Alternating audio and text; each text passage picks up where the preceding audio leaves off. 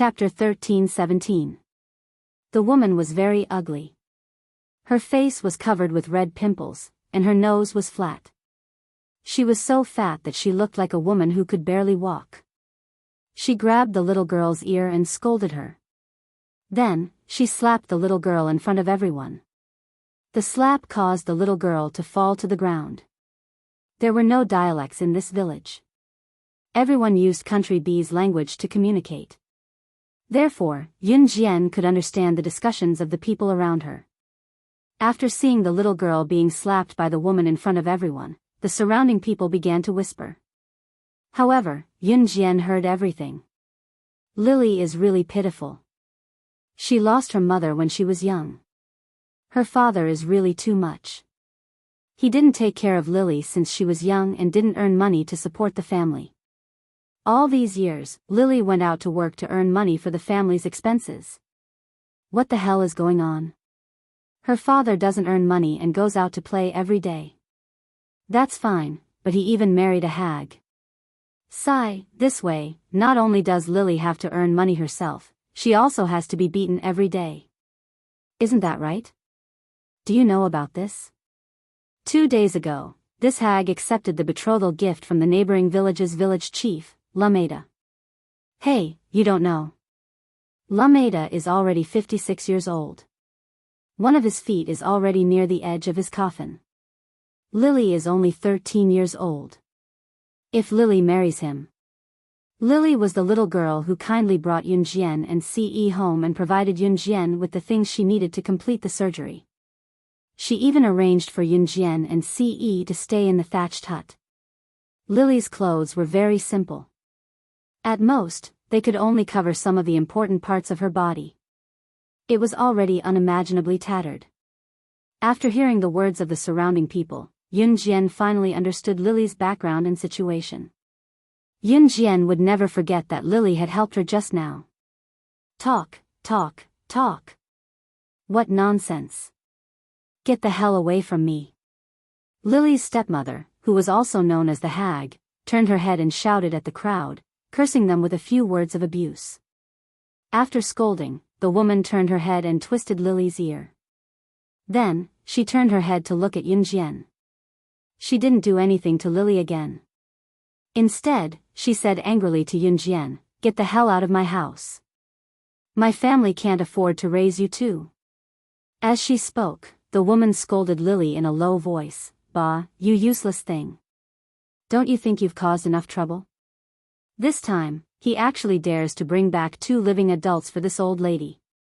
This old lady can't afford to raise them. In fact, the family's livelihood depended on Lily moving bricks to earn money. But all the money went to Lily's stepmother, a woman named Ya. Ya was the woman's name.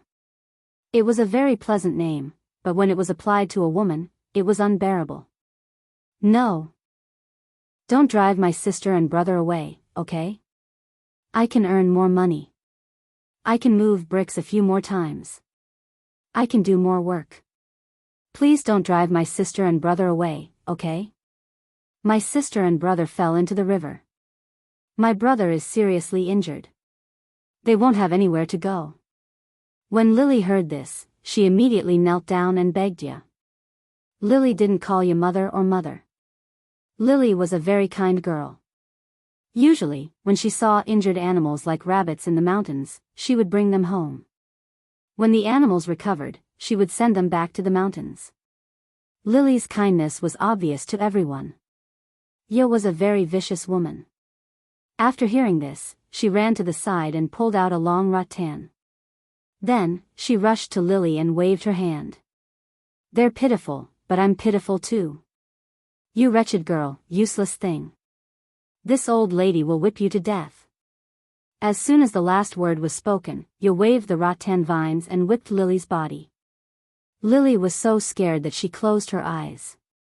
But the rattan didn't succeed in whipping Lily. A pair of white little hands grabbed the rattan that was waving in the air. Chapter 13-18. Hearing Yun Jian's words, Ya's eyelids twitched violently. Especially when she saw Yun Jian's sharp eyes. Ya was fierce and unruly, but she had never seen such a terrifying murderous intent in a little girl's eyes. Those eyes stared at her as if she wanted to kill her. After all, Ye was just a little woman in country B. She was shocked by Yunjian's stare, but then she pretended that she was not scared by Yunjian. After Ye cleared her throat, she scolded Yunjian back. Why should I let go just because you asked me to? Who do you think you are? You used my knife, water, and towel, and you think you're in the right? Oh God, how can there be such a shameless person in this world? Ye began to wail loudly in a mournful voice. However, she saw that Yunjian had already pulled out the rattan. She waved it gently, and the rattan was directly caught by Yunjian. Then, she whipped Ye hard. Ye fell to the ground after being whipped by the rattan. She took a few deep breaths. After being whipped to the ground, Ye actually did not feel any pain, but she began to shout loudly again. Oh God! You hit me! You killed me! My good intentions are not rewarded. If you say another word, I'll kill you right now. Yunjian's words directly interrupted Ye's crying. However, Yunjian threw away the rattan. She directly took out a dagger from her trouser pocket, then pulled the dagger out of the scabbard and threw it at Ye. Yunjian did not use the butterfly knife because she did not need to use it to deal with this kind of person. At that moment, the saber flew over Ye's head without missing a single bit. Ye suddenly froze in shock. She stood there in a daze. She could clearly feel the knife flying over her head. The knife flew over Ye's head and stabbed into the soil behind Ye. This unique skill shocked the group of people around. Without a doubt, Yunjian's move just now was really amazing. However, she saw Yunjian pull Lily aside and walk to the side. Ye was frightened by Yunjian. She didn't dare to make another move. At this time, Yunjian had already pulled Lily to her room. Lily told Yunjian a lot of things. Of course, she also talked about her background and where they were. Lily lowered her head when she talked about her background. She said to Yunjian, my stepmother will sell me to someone else in a few days, but I already have someone I like. Lily said that the person she liked was also very poor. They had met when they were carrying bricks together. The boy she liked was 15 years old this year. He had gone to school before, so he knew a little English. Lily wanted to go to school, but she had no money. Therefore, when Lily knew English, she secretly learned it from the boy. Yunjian asked Lily some questions and listened to Lily talk about her background. She closed her eyes and made up her mind. Yunjian slept with Ce. The next day, Yunjian was disturbed by a commotion outside the door. When she walked out, she saw 3 or 4 men trying to drag Lily away. At the front was an old man in his 50s or 60s with a cigar in his hand. He was old enough to be Lily's grandfather. This old man was the village chief of the neighboring village, Lameda. In this poor place, his family was very rich. Bah, useless thing. I really can't tolerate you for a day. Hurry up and leave. It's lucky for you to be able to follow village chief Lameda. Ye cursed at Lily. It was Ye who called village chief Lameda and asked him to take Lily away quickly. Village chief Lameda had already taken a fancy to Lily. At this moment, he couldn't wait to press Lily under his body and beg for pleasure. Therefore, when he heard that Ye wanted to take Lily away, he came over early in the morning. Yunjian saw village chief Lameda calling for people to drag Lily away. Seeing this scene, Yunjian's eyes darkened again. Just as the 3 to 4 men were about to put Lily into a sack and forcefully take her away, a sharp female voice sounded. Her voice carried an irresistible majesty. Chapter 13:19. Yunjian's frivolous voice carried a trace of dignity that couldn't be underestimated.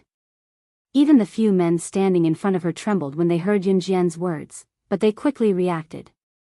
Who the hell is this? Lambada was originally smoking a cigar when he suddenly heard a female voice that he had never heard before. He was immediately stunned and turned to look at Yunjian. Lily was already half stuffed into the sack. She was rolling around and wanted to come out to say something, but was stuffed back into the sack by the few men. Because her mouth was covered with black tape, she could only make muffled cries for help. Lambada was already impatient to make a move on Lily. Now that he suddenly heard Yunjian's voice, he immediately looked over with a hateful expression. It's the people that my family brought back. Lambada, yesterday that woman even threatened me with a knife. I was threatened to take them in. You have to make a decision for me. This woman is too arrogant. My small family can't afford to raise them. This is going to cost us our lives. Chief Lambada. You seem to have found a savior in front of Lambada. She started to cry for help, just like a rude and unreasonable shrew who wanted to catch a thief and find someone to reason with. However, Lambada naturally didn't want to get involved in this muddy water. Lambada's goal was only Lily. Hey, you deal with this matter yourself. I don't have the authority to deal with the matters of your village. Lambada didn't take Yunjian's words seriously. Instead, he waved his hand at Ye and impatiently pushed her away. Then Lambada waved his hand and signaled the 3 or 4 men to carry Lily, who was already in the sack, and leave. Didn't you hear what I said? Just as Lambada waved his hand and signaled the 3 or 4 men to carry Lily away, Yunjian's voice faintly sounded again. This time, Lambada wasn't stunned by Yunjian's sharp words like before. Instead, he felt that Yunjian's words were like a joke. Go, what can a little girl like her do? Can she do anything to us? Lambada waved his hand and said disdainfully. When Ye saw that the village chief didn't care about her anymore, she became anxious and rushed forward to stop the village chief. Hey, village chief, you can't leave. If you leave, what should I do? Yes, village chief, you can't leave. Scram. Lambada pushed Ye away. Just as he was about to order his men to carry Lily away, a voice rang out from behind him. Lambada felt as if someone had kicked him in the back. Then Lambada very clearly felt that he was kicked to the ground. After Lambada was kicked to the ground, he caught a glimpse of a black shadow passing by him at the speed of light and going straight for his 3 or 4 men. Bang, bang, bang. The sound of 3 bodies falling to the ground could be heard. In the next second, the 3 men brought by Lambada were kicked to the ground by Yunjian. Lambada reacted at this time and wanted to stand up. At this time, Yunjian stretched out her leg and stepped on Lambada's back. Her cold voice sounded at the same time. I'll give you the money for Lily. Also, you better disappear from my sight immediately.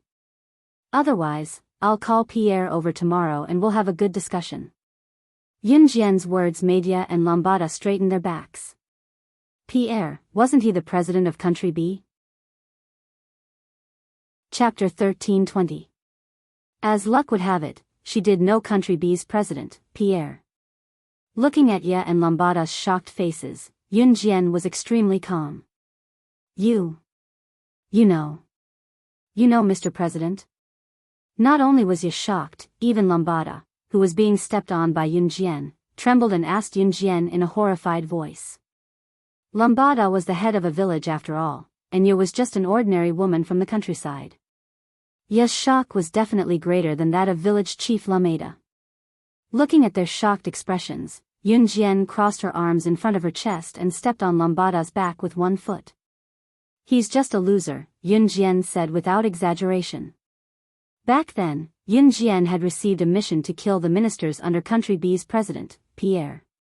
At that time, Pierre had just become the president and needed the support of his ministers to strengthen his position. Yunjian killed the ministers under Country B's president one after another, which almost drove Pierre to the brink of despair. Pierre was considered a capable person.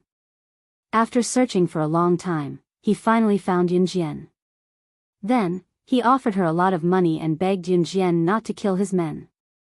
It was not an exaggeration to say that he knelt and begged her. That was because Country B could not find Yunjian even if they mobilized all their military forces, let alone kill Yunjian. Pierre did that because he was at his wits' end. Yunjian had already completed the mission and planned to stop. However, Pierre had given her so many priceless treasures. How could she not accept them? Who could say no to money? Later on, Yun Jian accidentally heard from others that Country B's president, Pierre, was afraid that she would suffer from sequelae. There was once when someone mentioned the name, slaying God, in front of Pierre. He was so frightened that he rolled off the dining table in a sorry state. After hearing Yun Jian's words, Lambada and the rest did not think that Yun Jian was joking at all. After all, everyone had seen Yun Jian's ability earlier.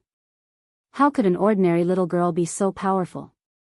If it was an ordinary girl, with the actions of Lambada village chief just now, she would have been scared to the point of crying for her parents. Cough cough. The village chief had no choice but to look at Yun Jian again. After staring at Yun Jian for 2 seconds, he said to Yun Jian weakly, "Do you really know the president?" Regardless of whether it was the village chief or Ya, the identity of the president was a figure that they would never see in their entire lives. Therefore, when they found out that Yun Jian knew the president, regardless of whether this matter was true or not, the attitude of the village chief and Ya towards Yun Jian would be greatly reversed. Yun Jian had already lifted her foot from Lambada's back. At this moment, she was standing coldly to the side. "But you are just the president of B country. Do I need to talk nonsense?" Yun Jian said softly. The village chief's eyes immediately turned. He quickly ran over and kicked the 3 or 4 men who put Lily into the big sack, and then roared in a low voice, "Hurry up and let go. Let go." The 3 or 4 men were shocked, but they quickly pulled Lily out of the sack, and then untied the black tape on her mouth. Lily took a few breaths loudly, but there was no trace of fear on her face. At this time, Lily's stepmother, Ya, also ran to Yun Jian. She changed her previous shrewish look, and now she even flattered Yun Jian. "It was my fault before, I deserve to be beaten. I deserve to be beaten. Don't hold a grudge. I have a sharp tongue but a tofu heart, Yun Jian didn't listen to what Ya said. She took a step back, and then said to Ya, "I'm not interested in your business. We will stay here for 2 days, and all the money used will be paid back double." Chapter 13:21. She was determined to get involved in Lily's affairs. Lily had helped her before, and Yun Jian had always been a vengeful person. Moreover, it was just a small matter to her, but to Lily, it was a major event in her life. Yun Jian lowered her eyes at the thought of this. Ya was still standing in front of Yun Jian. When she saw Yun Jian's lowered eyes, she felt a little afraid. It didn't matter if Yun Jian really knew the president of Country B. If this matter was true, she wouldn't be able to compensate for it even if she had 100 heads. Yun Jian turned around and was about to enter the house, but she paused for a moment before turning to look at Ya. Her red lips curled up slightly, and her smile was a little strange. "I hope I never have the chance to see that scene again. Otherwise, I'll catch that old man Pierre tomorrow and have a good talk with you." After saying this, Yun Jian knew that her words were fatal to village chief Lambada and Ya. In other words, they were all afraid that she would really invite the president of Country B here.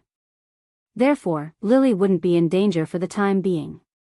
As for her and Ce leaving the village, Yun Jian believed that after she lost contact with Ce, Snake, Lizard and Snow Eagle would definitely find the site of the plane crash and find this place very quickly. That was why Yun Jian said that she would stay here for about 2 more days. After Yun Jian entered the house, she closed the door. When village chief Lambada saw this, not only did he not stop her, he even heaved a huge sigh of relief. Then, village chief Lambada led his men and fled without even asking Ya for the money for the betrothal gift. Lily also heaved a huge sigh of relief, and Ya didn't dare to make things difficult for her. After Yun Jian entered the house, she saw Ce sitting at the head of the bed and watching her enter the house. When Yun Jian saw this, she walked over and sat beside Ce. Then, she stared at him for 2 seconds before shifting her gaze to his bare shoulders and back, and the hideous scar. She pursed her red lips and asked softly, "Does it still hurt?" She had already removed the shrapnel that pierced Ce's back when the plane exploded. However, his back was still covered in scars that were hard to look at. Ce had been injured before, but this time, it was purely because he did not want Yunjian to have any bruises, which was why he was heavily injured in exchange for it. Hearing Yunjian's slightly hoarse voice, Ce pulled Yunjian into his embrace with his bare chest. "It doesn't hurt," he said softly to Yunjian. His voice was so gentle that it didn't sound like Ce's usual style. The way he treated Yunjian was always different from the others. "Don't be like this in the future. You could have been fine, Yunjian was about to say something. Ce covered her mouth in time. Yunjian braced her palms against Ce's bare chest. She was afraid of touching the wound on Ce's back, so she dared not hug him back. Although the wound on Ce's back did not touch the heart or other organs, it hurt the most when it was a superficial wound. If an ordinary person was injured like this, they probably would not even dare to move. The slightest movement would cause unbearable pain. Ce, however, did not care. His favorite Xiao Jian was right in front of him. How could he hold himself back? That would be, Ce kissed Yunjian's lips. Soon, both of them had unknowingly removed their clothes. Ce had even reached out to remove Yunjian's jeans. Just as he removed Yunjian's jeans, Ce saw that Yunjian's panties were stained with blood. Ce's brows furrowed deeply at the sight. Losing all of his emotions, he placed his hand on the blood stain in Yunjian's panties and was about to pull it off as he muttered, "What are you doing?" Chapter 13:22. There was a hint of anger in Ce's words. It was the kind of anger that came from discovering that Yunjian was injured, but she did not tell him right away. Looking at Yunjian's underwear, it was covered in blood. Just by looking at it, Ce could tell that the depth of the wound was probably deeper than his. She did not even say anything. Ce reached out to tug at her, wound angrily. Yunjian, who had not realized what was going on just now, suddenly snapped back to reality. Yunjian had never had a sense of timing when relatives visited. She had been on her period ever since she took over this body. In her previous life, Yunjian did not have a sense of timing when relatives visited either. Most of the time, it came when she was on a mission. Even when her period came, she still had to get into the water. Even if she had to fight a bloody battle, she had to complete her mission. In this regard, Yunjian had taken good care of herself after her rebirth. In spite of it, Yunjian had never had a sense of timing when relatives visited. It was always Qin Yiru who helped her prepare the things she needed to change into. This time, Yunjian was completely unprepared. She didn't even realize that her period had come at this time. What was even more awkward was that she did not bring sanitary pads with her. "Don't. It's not an injury." Yunjian pressed Ce's hand at once. In spite of it, her cheeks were flushed red, making Yunjian look even more embarrassed. "There's so much blood, It's not an injury?" Ce asked, raising his voice. Ce's brows were tightly knitted as he looked at Yunjian with worry written all over his face. Ce had always been a man of action. He had pinned Yunjian down on the bed with one hand and tugged at her underwear with the other. "Xiao Jian, you'll be mine sooner or later. I'll take a look, it's fine. Don't be scared." As Ce spoke, he had already pulled Yunjian's underwear off. Yunjian was so shy that she was about to curl into a ball. She quickly explained, "It's a physiological phenomenon. It's not an injury. As long as it's a girl, it'll come." Yunjian swore that she had never been so embarrassed in her life. Ce did not even know this. Yunjian, however, could understand. Ce did not believe Yunjian's words. He even bent down to take a look. He checked Yunjian from top to bottom, only then did he believe it. Yunjian had already sat back on the bed and put her clothes back on. Ce believed her now. He was a little embarrassed, but once he thought about how he had seen his Xiao Jians, cough. After a while, Ce walked out of the house. There were only Yunjian and Ce in the house. Yunjian's pants were stained with blood, so she could not go out. Ce's back was injured, but he could still help Yunjian get what she needed. Ce came out of the house and saw a group of country bees rural women sitting in the courtyard. Ye was here as well. When Ye saw Ce coming over, she stood up quickly. Ce was with Yunjian. Yunjian knew country bee's president, so Ye's attitude toward Yunjian and Ce had changed completely. She dared not be rude to Ce and Yunjian anymore. After Ye stood up, Ce walked over without a change in expression on his aloof face. When he reached them, he asked, "Do you guys have sanitary pads?"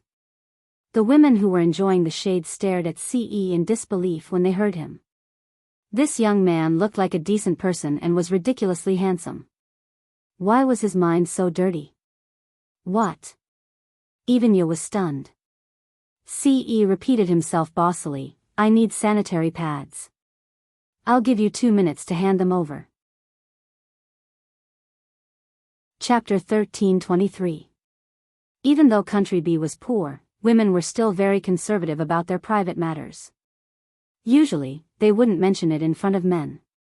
Even if they mentioned it in front of women, they would only talk about it in private. In spite of it, which man was like Ce? Putting aside the fact that he was a man, how could he ask such a simple question in front of everyone? There was a group of men in the distance who were enjoying the shade. Where did this young man come from?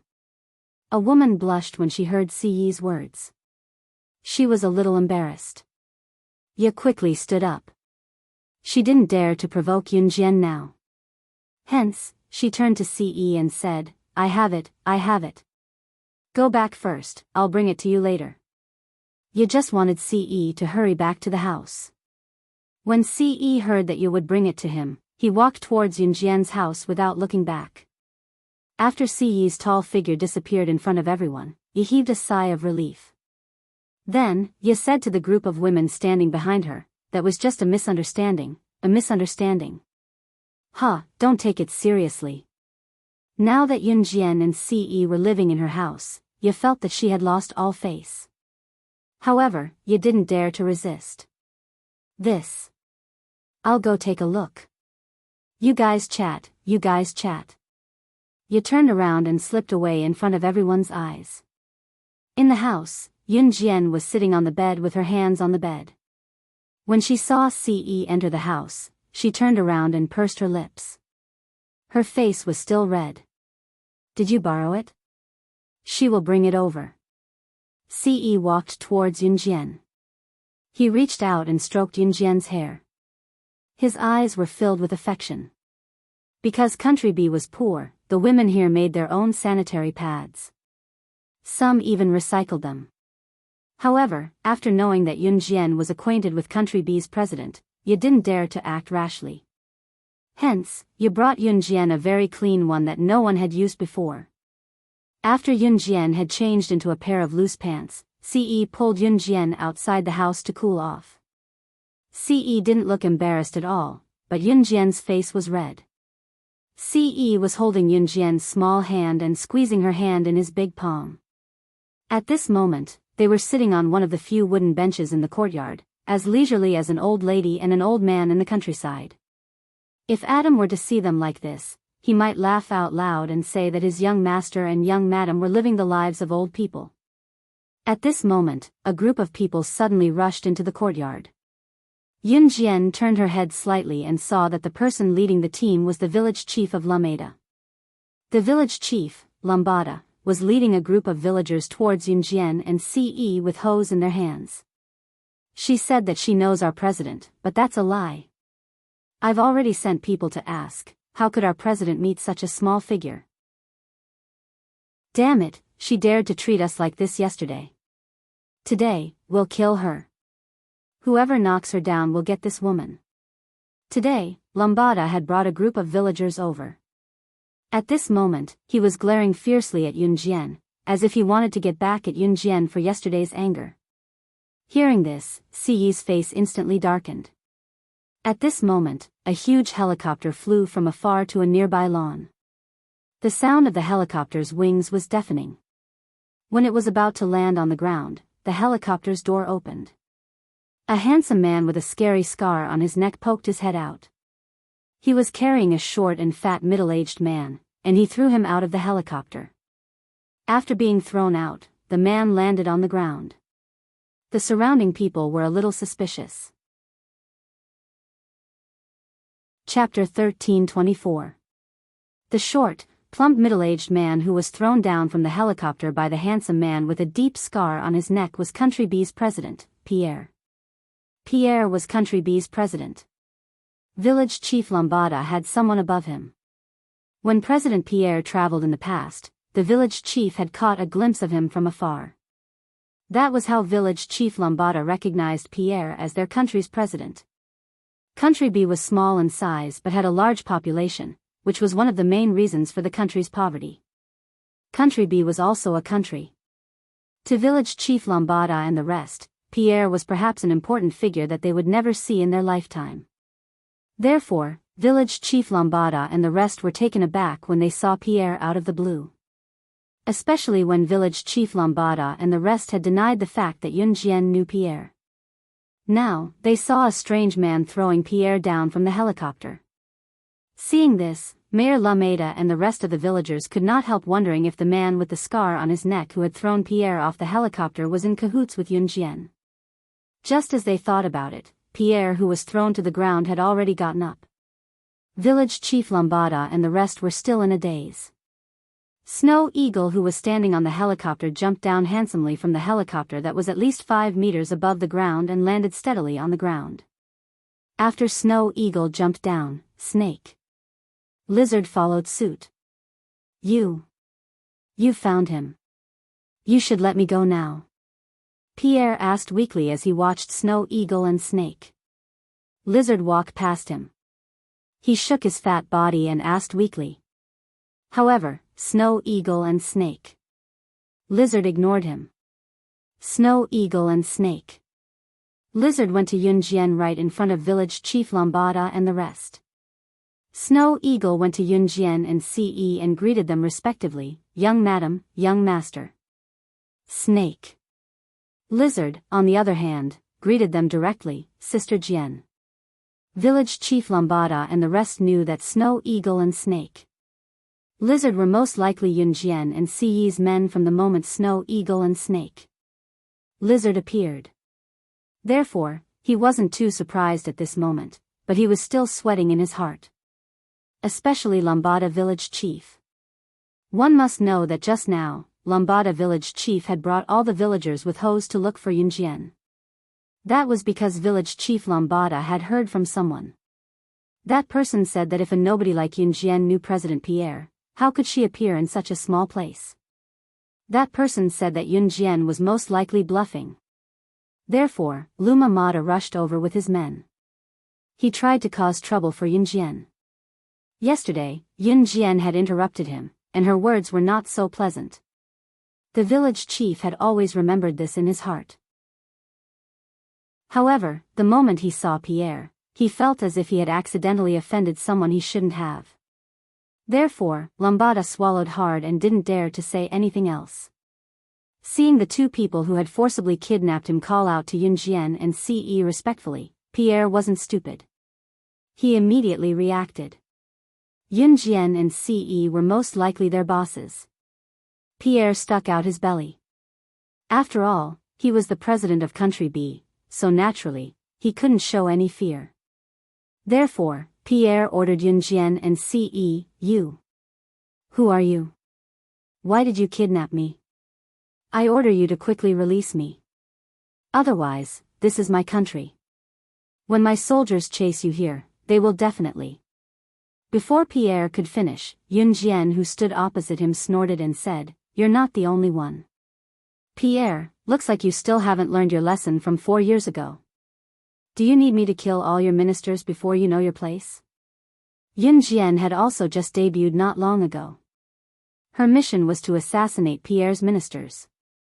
At that time, Pierre was so scared that he couldn't eat. Pierre hadn't heard a young girl's tone in a long time that could reach such a level. This young girl's tone. Why was it so similar to the woman in his memory who had killed countless of his ministers, and finally gave away half of the country's gold and silver treasures? Chapter 13:25. As Pierre spoke, he was so scared that he sat down on the ground. Pierre saw Yun Jian gently raise her right index finger. She put her right index finger on her lips and made a shoo gesture that made Pierre feel that Yun Jian was very strange. Pierre was so scared that he sat down on the ground. It wasn't because he felt that Yun Jian's gesture was very strange. It was because of Yun Jian. The shoo gesture she made just now was exactly the same as the gesture of the woman he had always been afraid of, who had even disturbed him for several years. Even when he saw her in his dreams, he would be scared awake. This also meant that the girl standing in front of him was indeed. Pierre didn't dare to say the word kill again, because Yun Jian made a shoo gesture. At this time, he saw Yun Jian gently curve her lips. She looked at Pierre with a smile that hit a dagger. Shoo, you didn't see anything, so nothing happened today.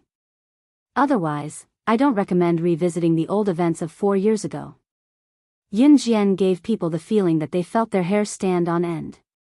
It was a feeling of horror that came from the bottom of their hearts. Pierre couldn't help but shake his fat body, then swallowed his saliva.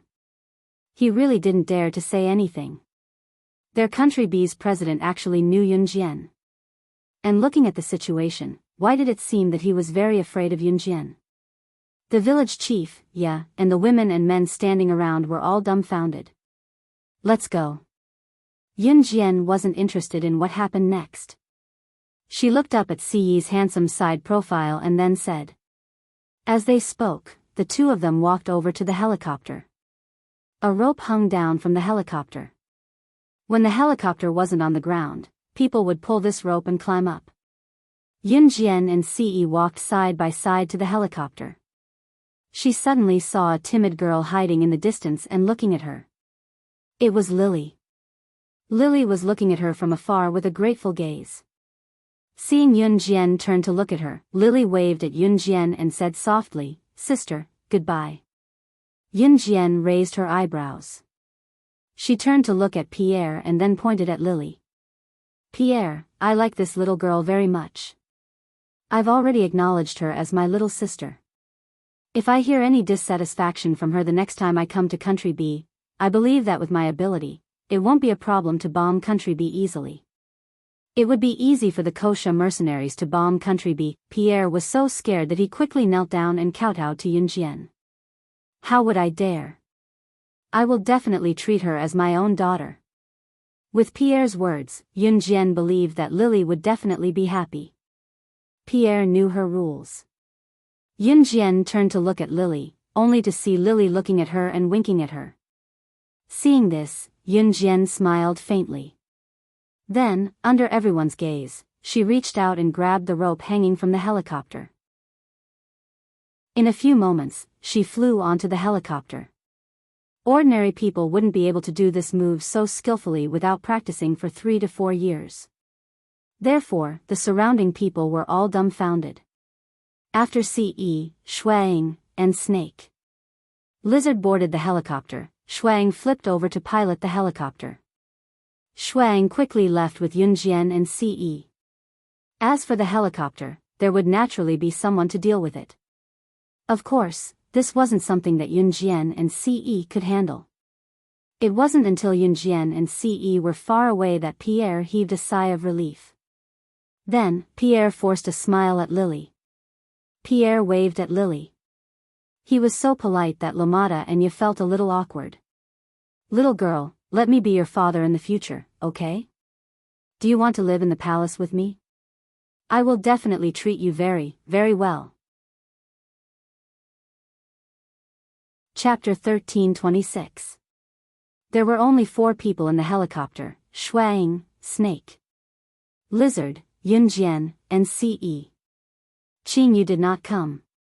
She was still at the tea party in Country B, planning to accompany Doya and Charlotte to send Maina's body back to Country M for burial before bringing the 2 girls back to the Kosha mercenaries.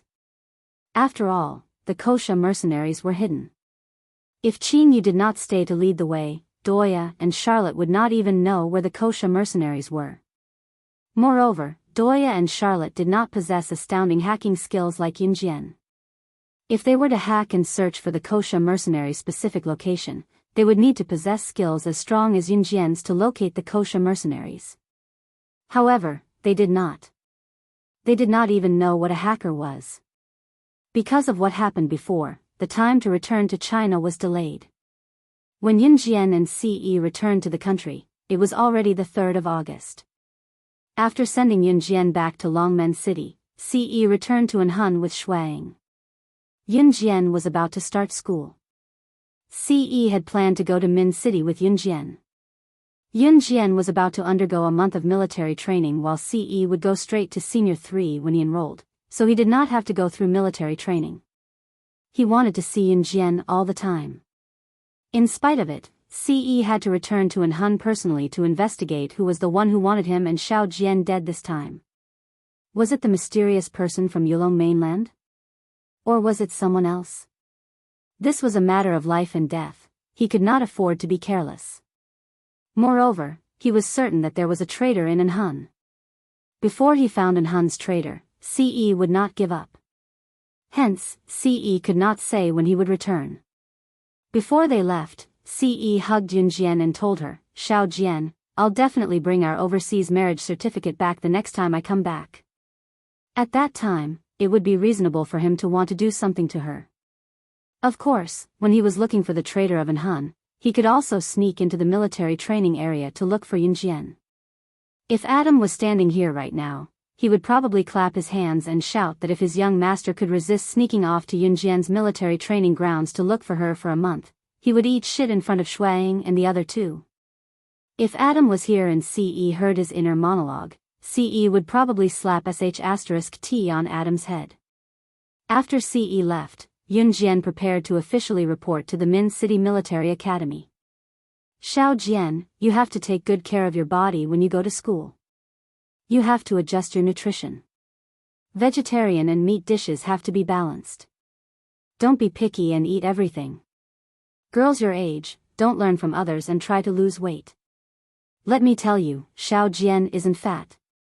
Don't lose weight like other girls. You have to eat your fill. Look at how skinny you are." Since Yunjian was going to school, Qin Yiru pulled Yunjian to sit on the sofa. Qin Yiru arranged a suitcase of clothes, placing them neatly into the suitcase and nagging at Yunjian. Yunjian finally lost the ability to listen to Qin Yiru's nagging.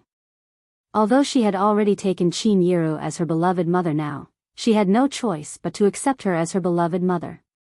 "I know, Mom," Yunjian rubbed her forehead and interrupted Qin Yiru. Okay, I won't say more then. We have to get ready to leave now." "Oh right, Xiao Jian, did you bring enough change? Do you want me to get you some? You're taking the bus to Min City today and you'll have to take the bus back. I'll get you some change.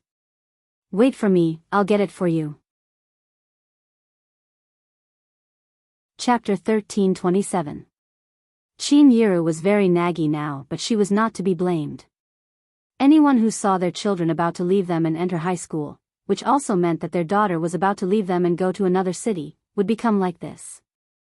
To Qin Yiru, no matter how extraordinary Yunjian's performance was previously, she was just her daughter in Qin Yiru's heart. She was just an ordinary girl.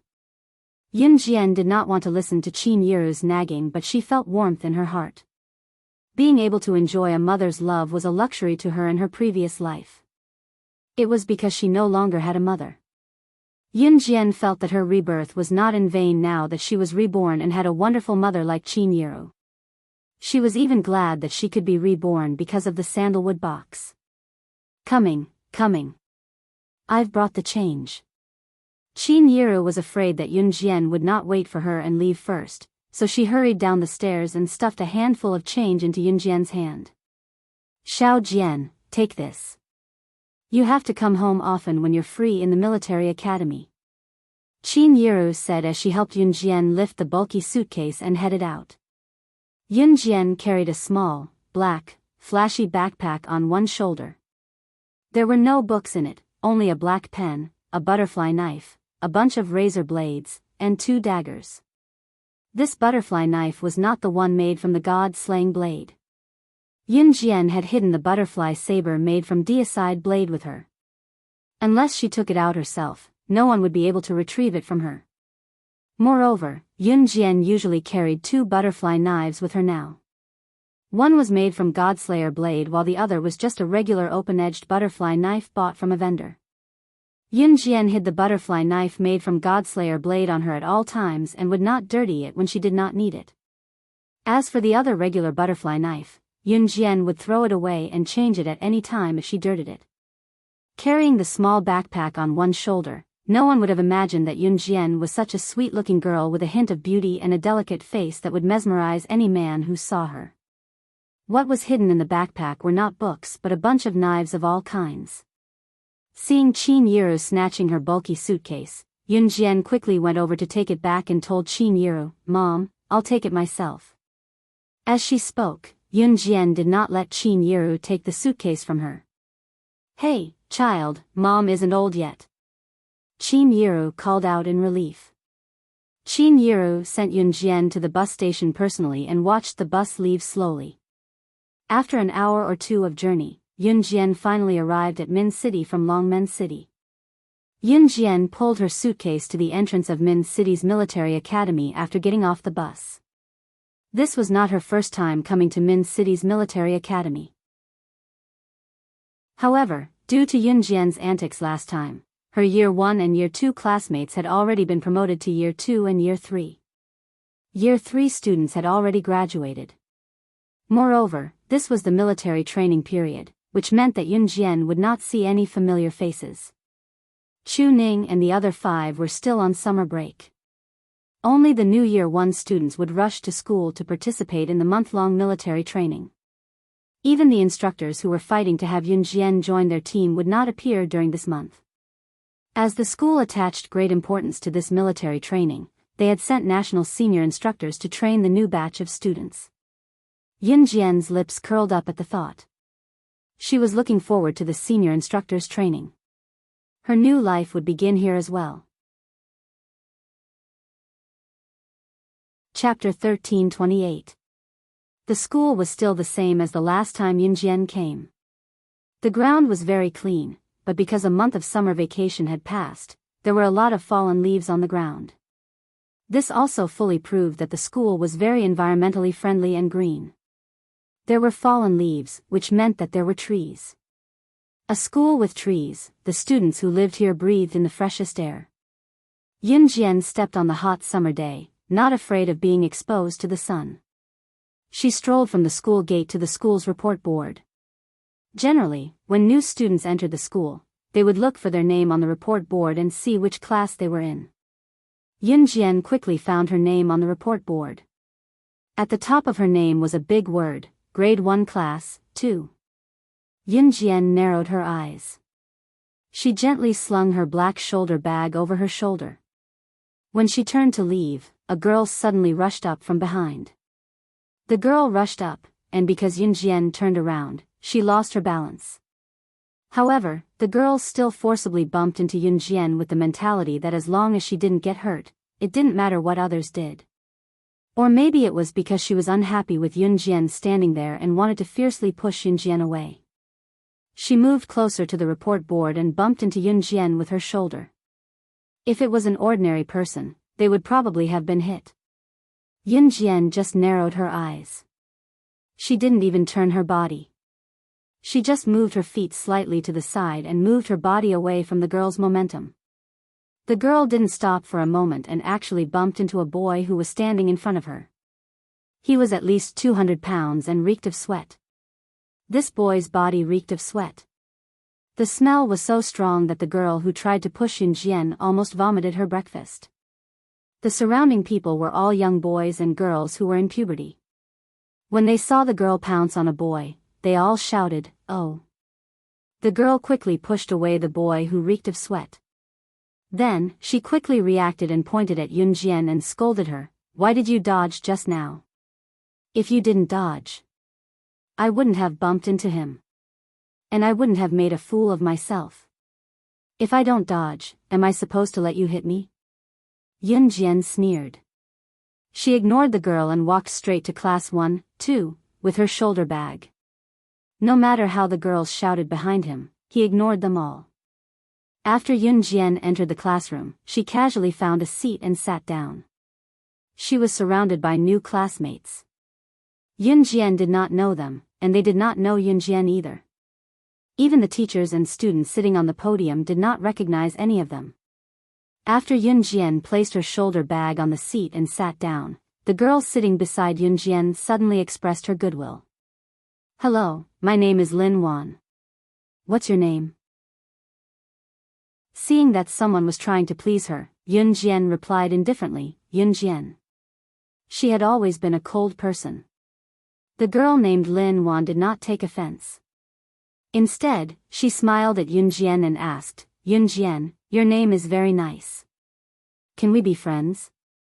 Since they were unfamiliar with this place, most girls were used to looking for friends first.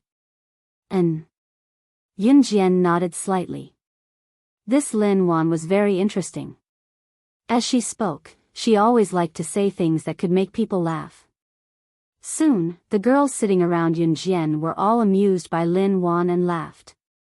Even Yun Jian could not help but smile. After talking for almost 10 minutes, Yun Jian suddenly saw a person walk in through the door. This person was the girl who scolded Yun Jian on the report board. Yun Jian lowered her eyes. Such a coincidence? Just as she was thinking this, Lin Wan had already pulled Yun Jian's hand and said, "Yun Jian, can you accompany me to the restroom?" Yun Jian agreed. Lin Wan gave her a good first impression. When the two came back from the restroom, Yun Jian suddenly saw that her small black backpack had been thrown on the ground. All kinds of knives in the backpack were exposed in front of the surrounding students. The girl who scolded Yun Jian on the report board was now stepping on Yun Jian's small backpack. Seeing that Yun Jian had come back, the girl laughed a few times and mocked. TSK, this student's backpack doesn't even have a single book. Heh, it's full of knives. We're a military school, but what are you trying to show by having knives in your backpack? Are you trying to show that you're special? Or do you want others to think that you're different from us? Chapter 13:29. This girl was very arrogant. At this moment, the homeroom teacher sitting on the podium went out.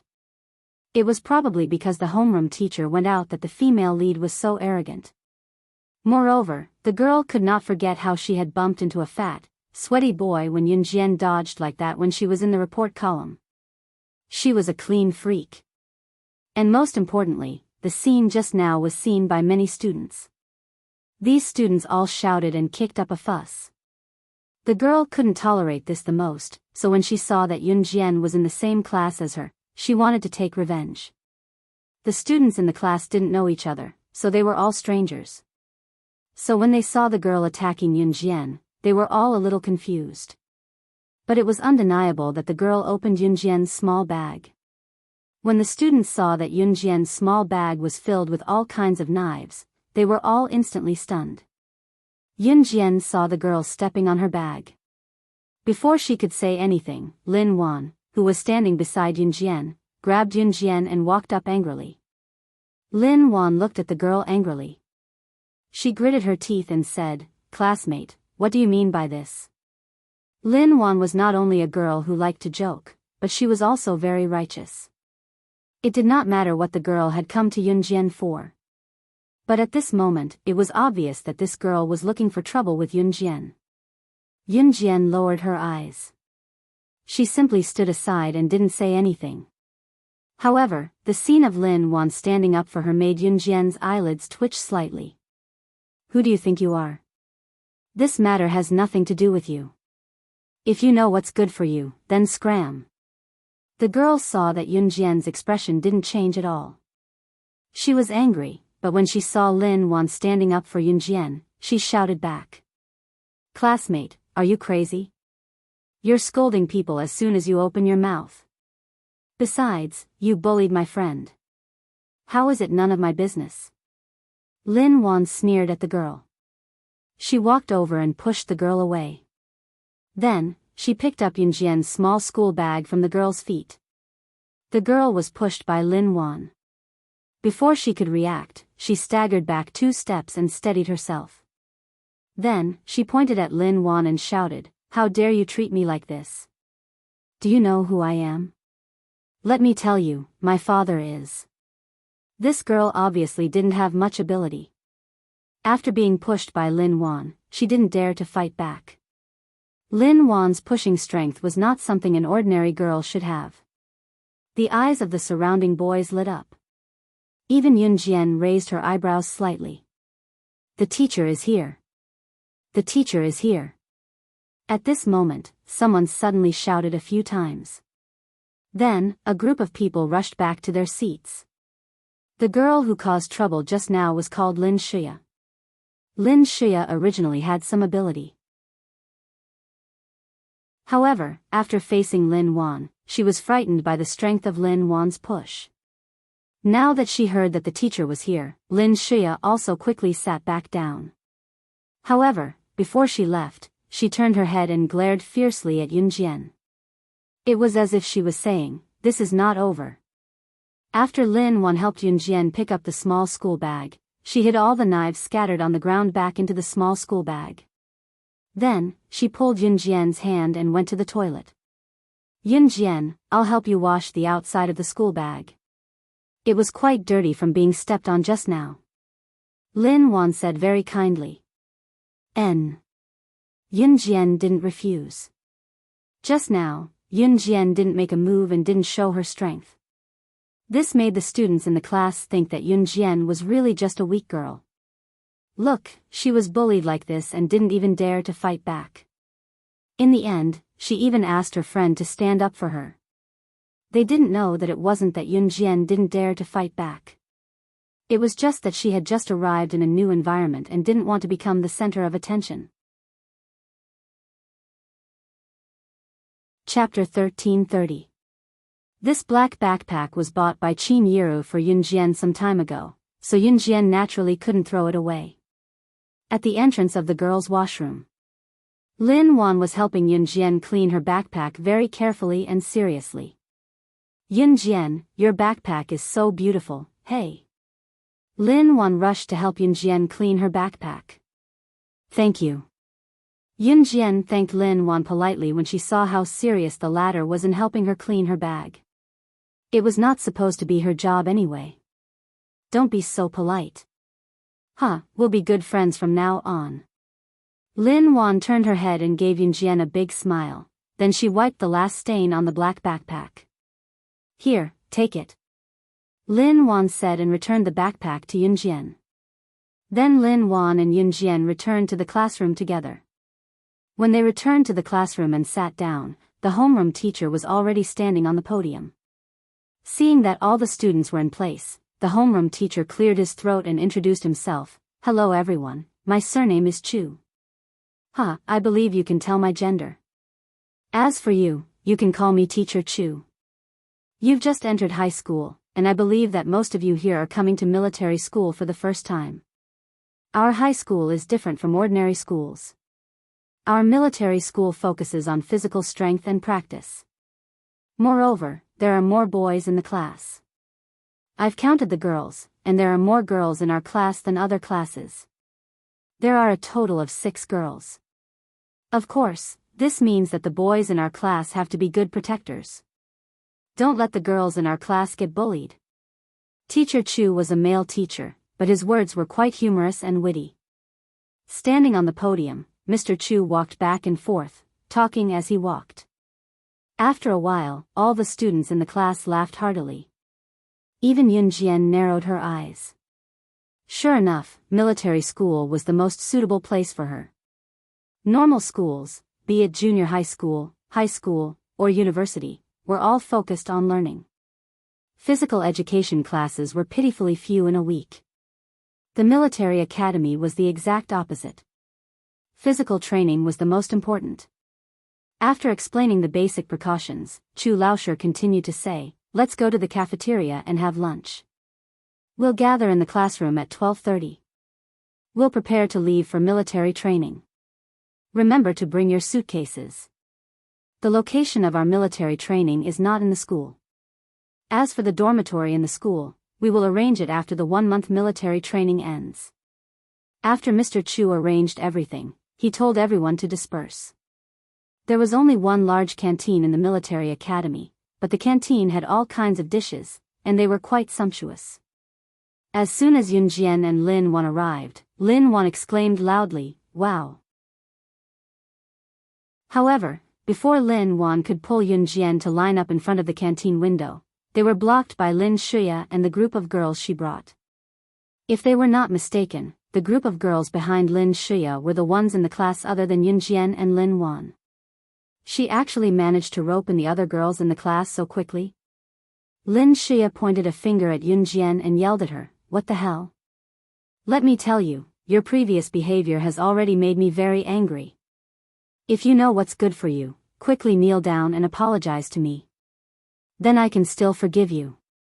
Otherwise, I won't be polite to you now." Lin Shuya took the lead to stir up trouble, which made the freshmen of the other classes who passed by stop and take a second look. After all, it was not common to take the lead to stir up trouble like this. Today, they encountered a good show as soon as school started, so they had to stop and take a look. Lin Shuya put her hands on her hips and looked at Yun Jian arrogantly. The surrounding students also sized up Yun Jian. However, Yun Jian's pupils contracted fiercely, and she suddenly walked towards a certain part of the canteen. Lin Wan was just about to stand up for Yun Jian when she saw that Yun Jian had already walked towards a certain part of the canteen. Seeing this, Lin Wan hurriedly called out, Hey, Yun Jian, where are you going?" Yun Jian ignored her and walked straight to a certain corner of the canteen.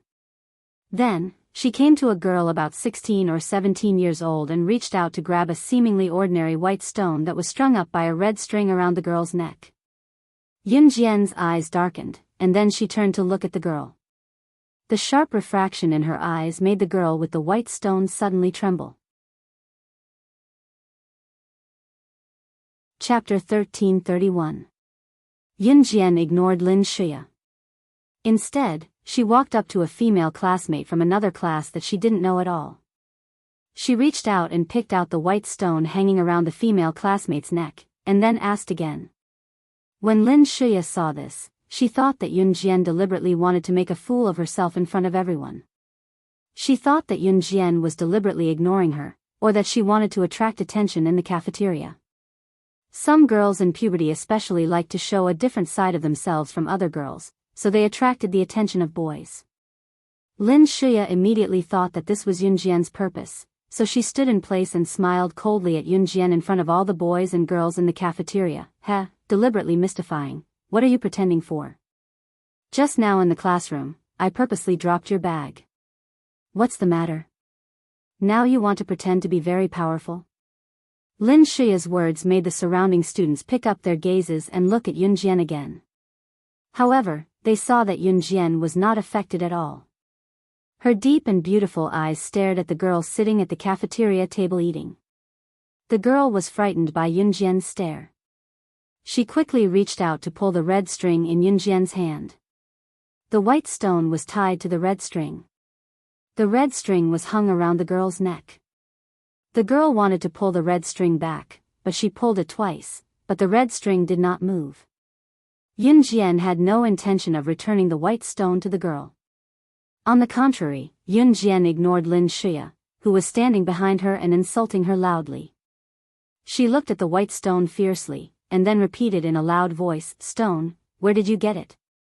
It was not a question, but an absolute questioning tone. Yun Jian had never shown such an expression in front of outsiders. But after seeing this white stone today, she slightly lost control. The reason was simple. This was just an ordinary stone, but the front of the stone was engraved with a letter that was so blurry that if one didn't look carefully, they wouldn't even be able to see what it was, "My." On the back of the white stone, there were two blurry letters, SS. SS naturally referred to slaying God, who was also Yun Jian herself.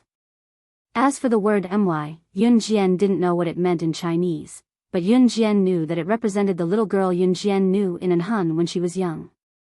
The little girl who hugged her every night in the cruel assassin organization, comforting her not to be afraid and telling her, "We have to be fine, we will definitely be able to go home." But in the end, the little girl did not return home. Instead, for the sake of Yunjian, the other girls in the organization worked together to cut off all her limbs and dig out her heart before she died. In the end, her corpse was fed to the wolves. The person who should have died was Yunjian. Yunjian didn't know the little girl's name. She only knew that the little girl was My and she was SS. This white stone might be nothing to others. When they were in the assassin organization, Yunjian and the little girl used a sharp stone to carve the stone stroke by stroke. The little girl said that with it, they would be able to find their way home one day. But in the end, the little girl died and the stone disappeared. But she never forgot the promise she made to the little girl. It was not that Yunjian had never looked for this white stone, but she couldn't find its whereabouts no matter how hard she searched. She didn't expect to see it here.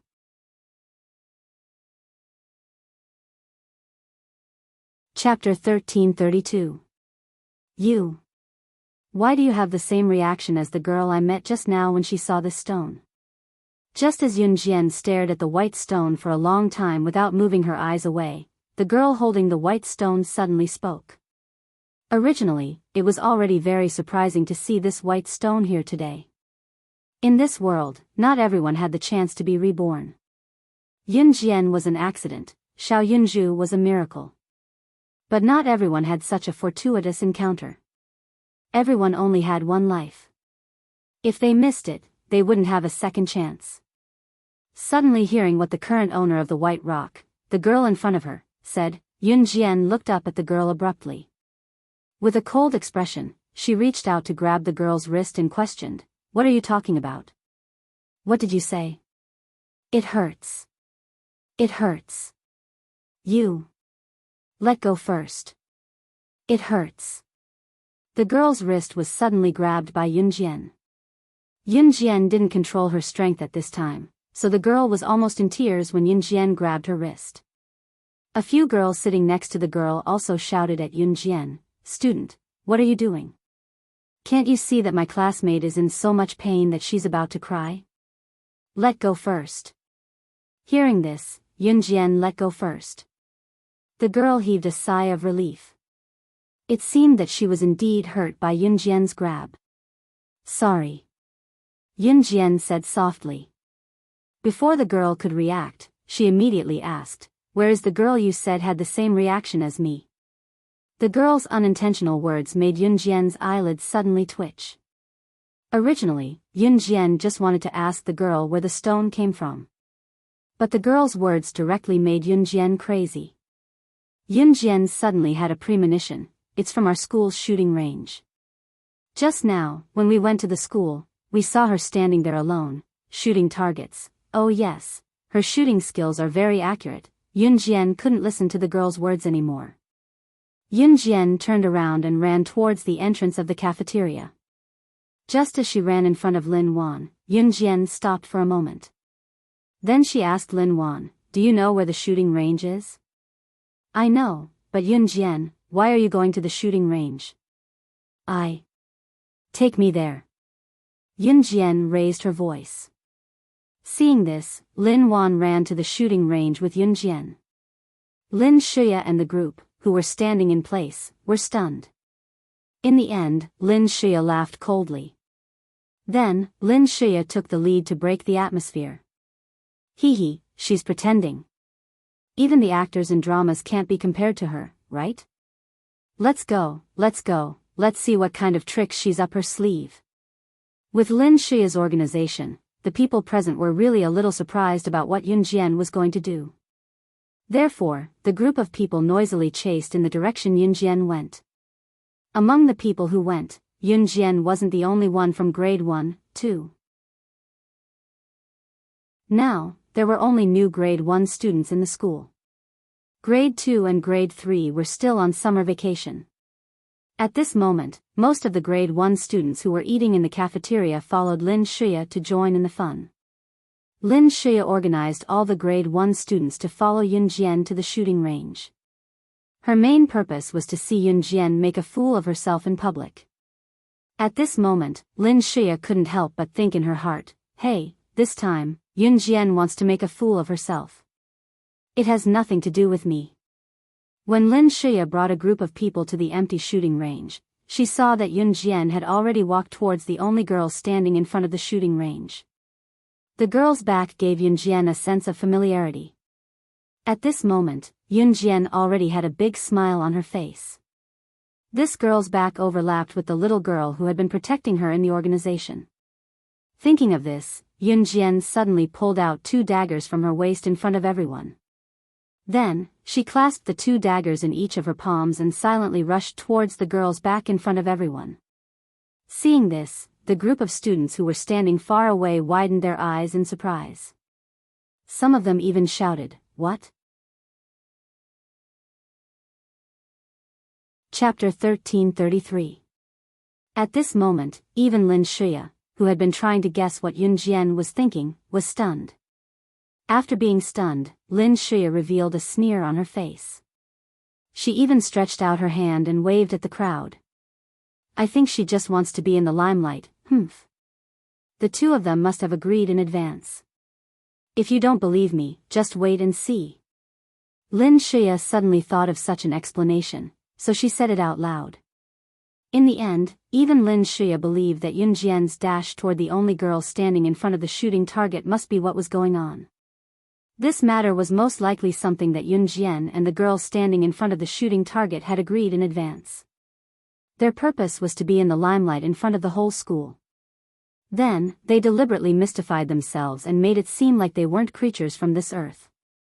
They're really crazy. Do they think we can't see it?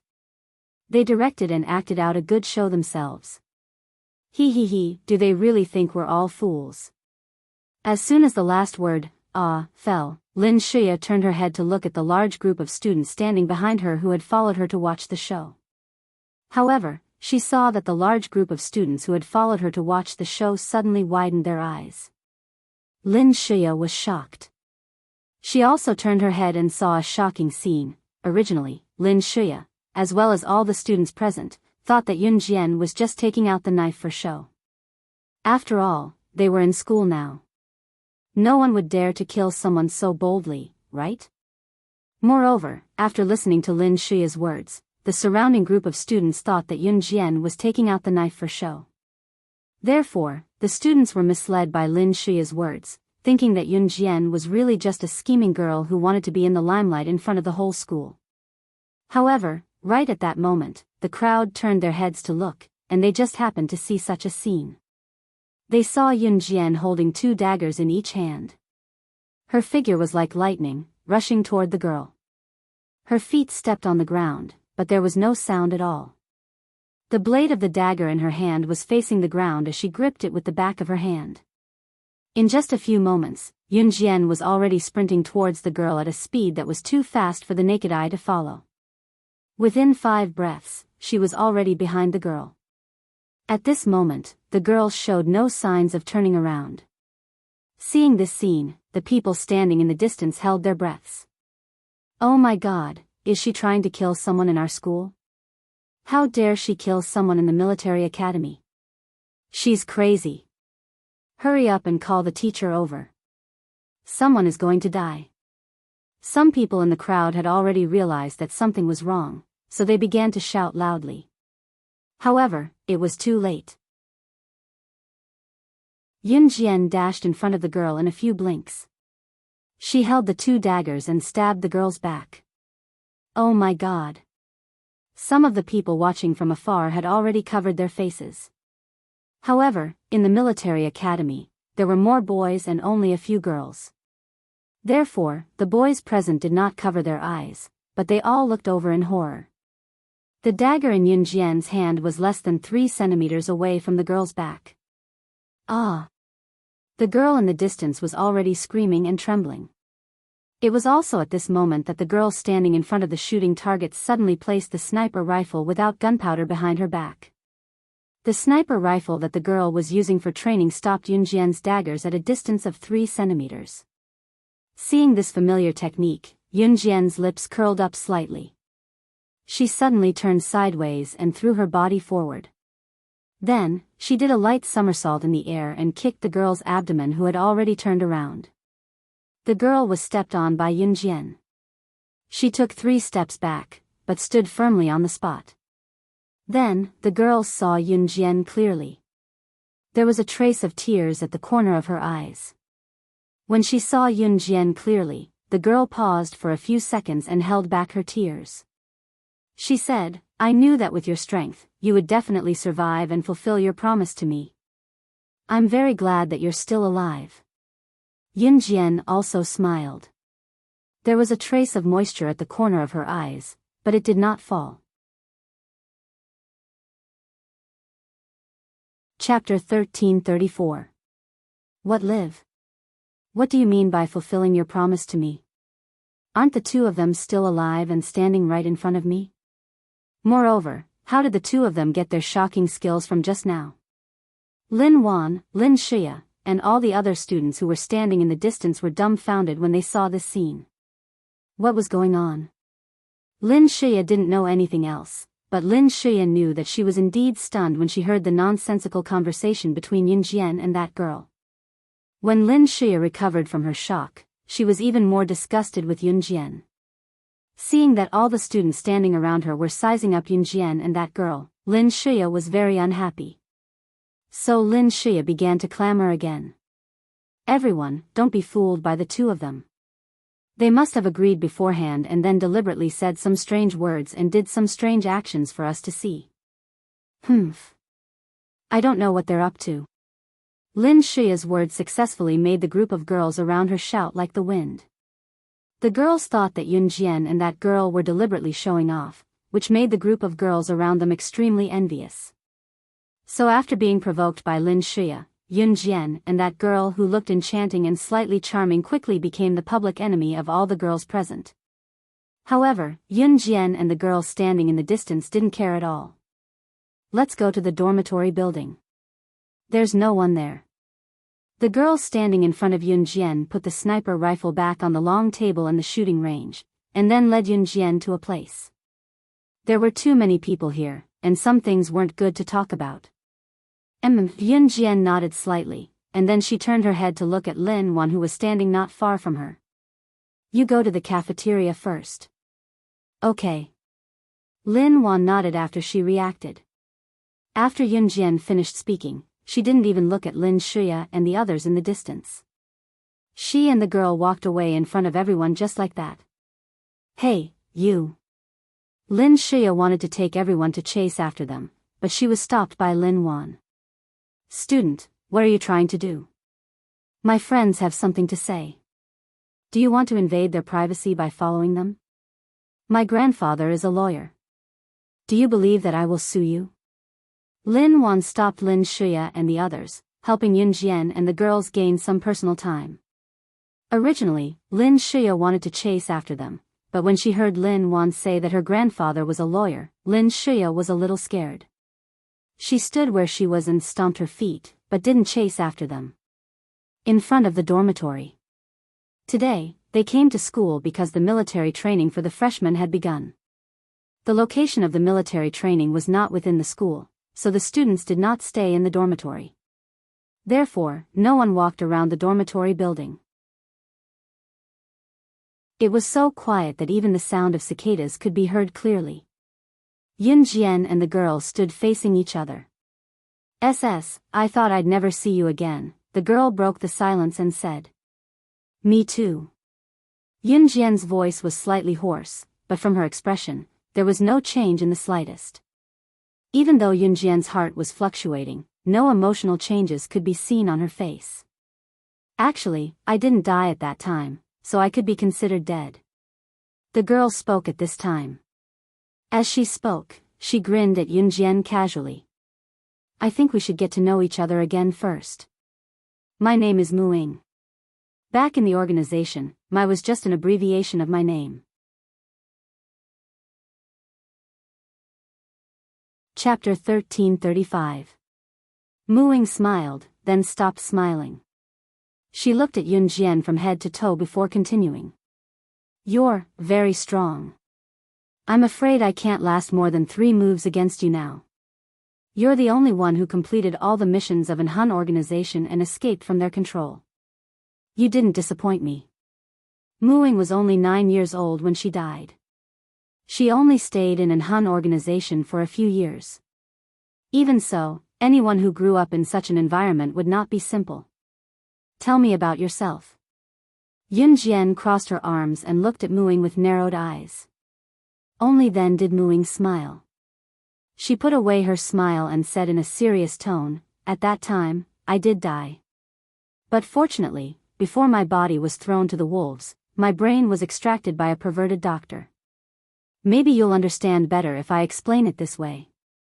That means, I'm still me now.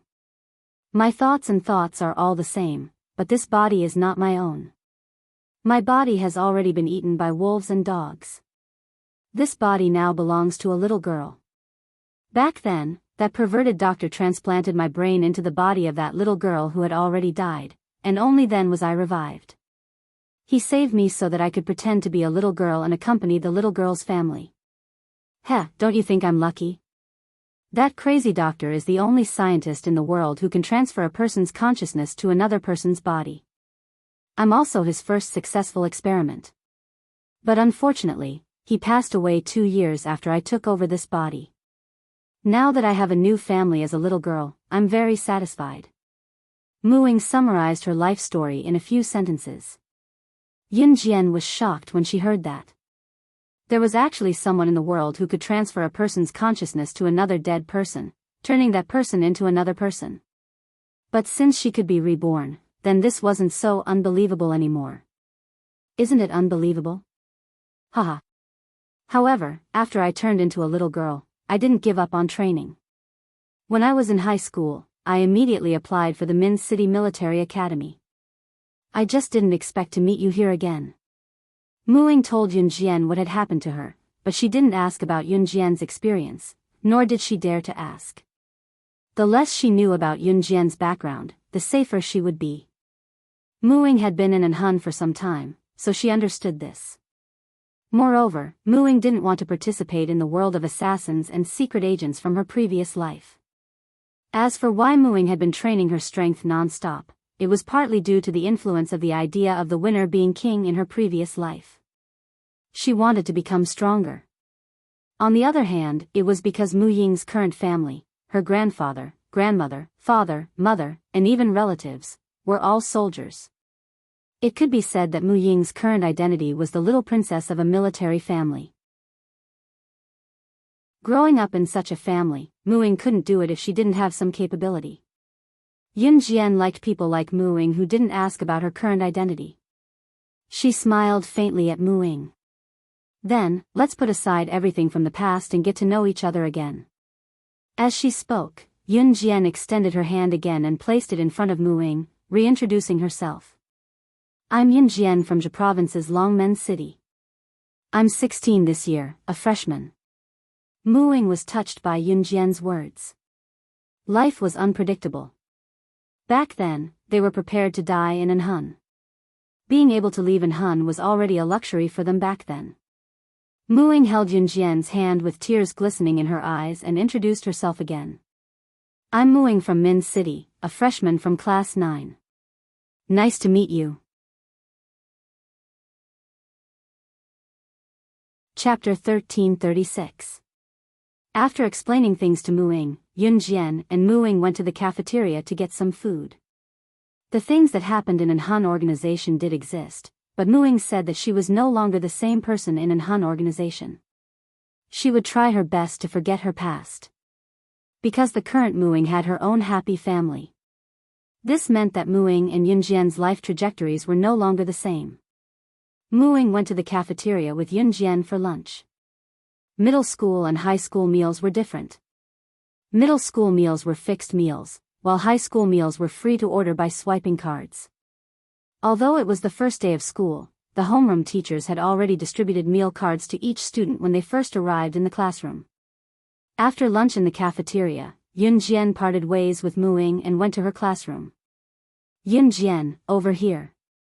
Before they reached class 1, 2, Lin Wan was already waving at Yun Jian not far from the door. The homeroom teacher, Mr. Chu, was leading the class. All the students had already gathered at the door with their respective suitcases and backpacks. Yun Jian smiled at Lin Wan and walked into the classroom. She slung her black backpack over her shoulder and dragged her suitcase out of the classroom. She stood at the door and gathered with the other students. Mr. Chu stood at the front. When he saw that most of the students who went to the cafeteria for lunch had returned, he opened his mouth and said, "The school bus that will take you to the field training camp will be here in a while. I will briefly explain the rules of your military training. This year's freshman's military training is the strictest in history. Moreover, this year's freshman's military training will be in the field training camp.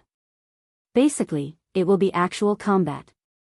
There will be specialized instructors to explain the specific matters to you when you get there. Later, you will all be assigned to your respective tents. Regardless of wind or rain, you will be living in tents for the next month."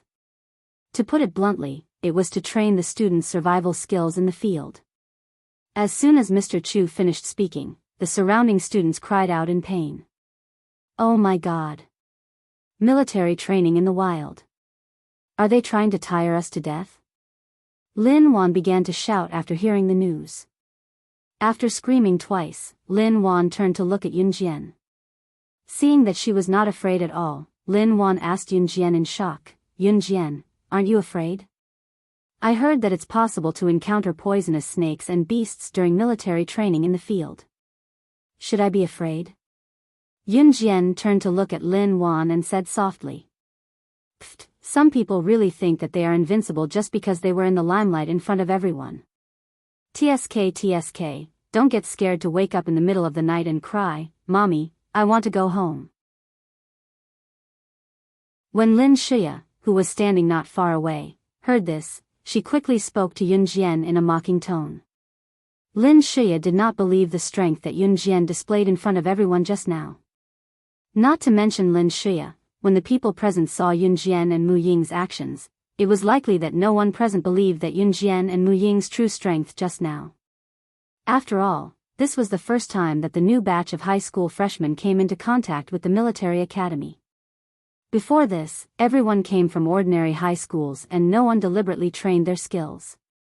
In that kind of field training camp, it's normal for girls to be afraid. At most, I'll lend you my shoulder to lean on. Chapter 1337. Su Haocheng, you still want to take advantage of the girls in our class? Move aside. As soon as the boisterous boy finished speaking, a lean, good-looking boy immediately walked over and pushed away the boisterous boy named Su Haocheng. "Damn, you're asking for a beating, aren't you?" The boy named Su Haocheng quickly started fighting with the lean, good-looking boy. Although the students in the class didn't know each other before today, they were all able to play and laugh together very quickly. Just like Lin Wan, although it was her first day meeting Yun Jian, she was also very used to talking to Yun Jian. "Are you guys listening to me or not?" Seeing that the people around her were all talking and completely ignoring her, Lin Shia was so angry that she lifted her foot and stomped. But in the end, Lin Shia's voice still softened. After a while, Lin Shia suddenly curled her lips. She seemed to have thought of something, and so she smiled very proudly. Shia, when you were eating in the cafeteria just now, didn't you tell us that your cousin is a senior in the second year? This time we're going to the field training camp for military training. Your cousin was invited by the school to come back early to accompany us, right? Then you should know what the field training camp leader looks like now, right? Hurry up and tell us. Will there be any danger during the field training period? Also, your cousin must be very powerful, right? Otherwise, he shouldn't have the ability to be personally invited by the school to come back and lead us, right? Lin Shia had just finished laughing cockily when a girl standing next to Lin Shia, who had already resolutely become Lin Shia's little follower, said Lin Shia's cockiness in front of everyone. If she didn't say it, no one would know. Once she said it, the surrounding people all looked at Lin Shia with astonished eyes. Seeing the surrounding people looking at her with astonished eyes, Lin Shia felt that she was floating. She fiercely glared at Yun Jian, who was standing next to her, before Lin Shia began to brag. "My cousin is one of the most powerful students in the second year of our military school, and my cousin has been training taekwondo, sanda, and judo since he was young. Speaking of this, Lin Shia looked at Yun Jian again, trying to see a stunned expression on Yun Jian's face. To Lin Shia's disappointment, however, Yun Jian maintained her nonchalant expression as if nothing could catch her eye. There was not even the slightest change in her expression, let alone being surprised by what Lin Shia said.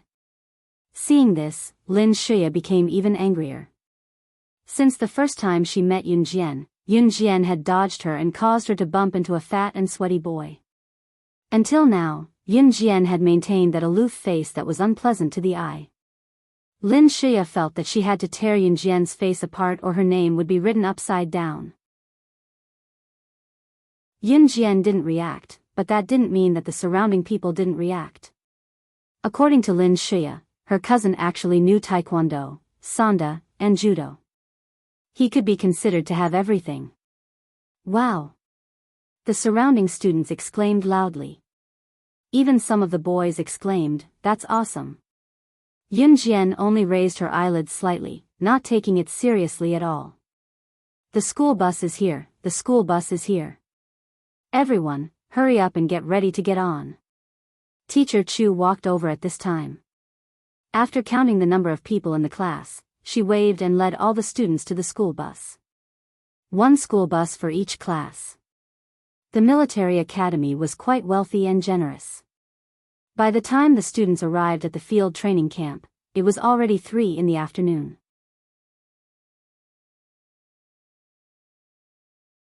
Chapter 1338.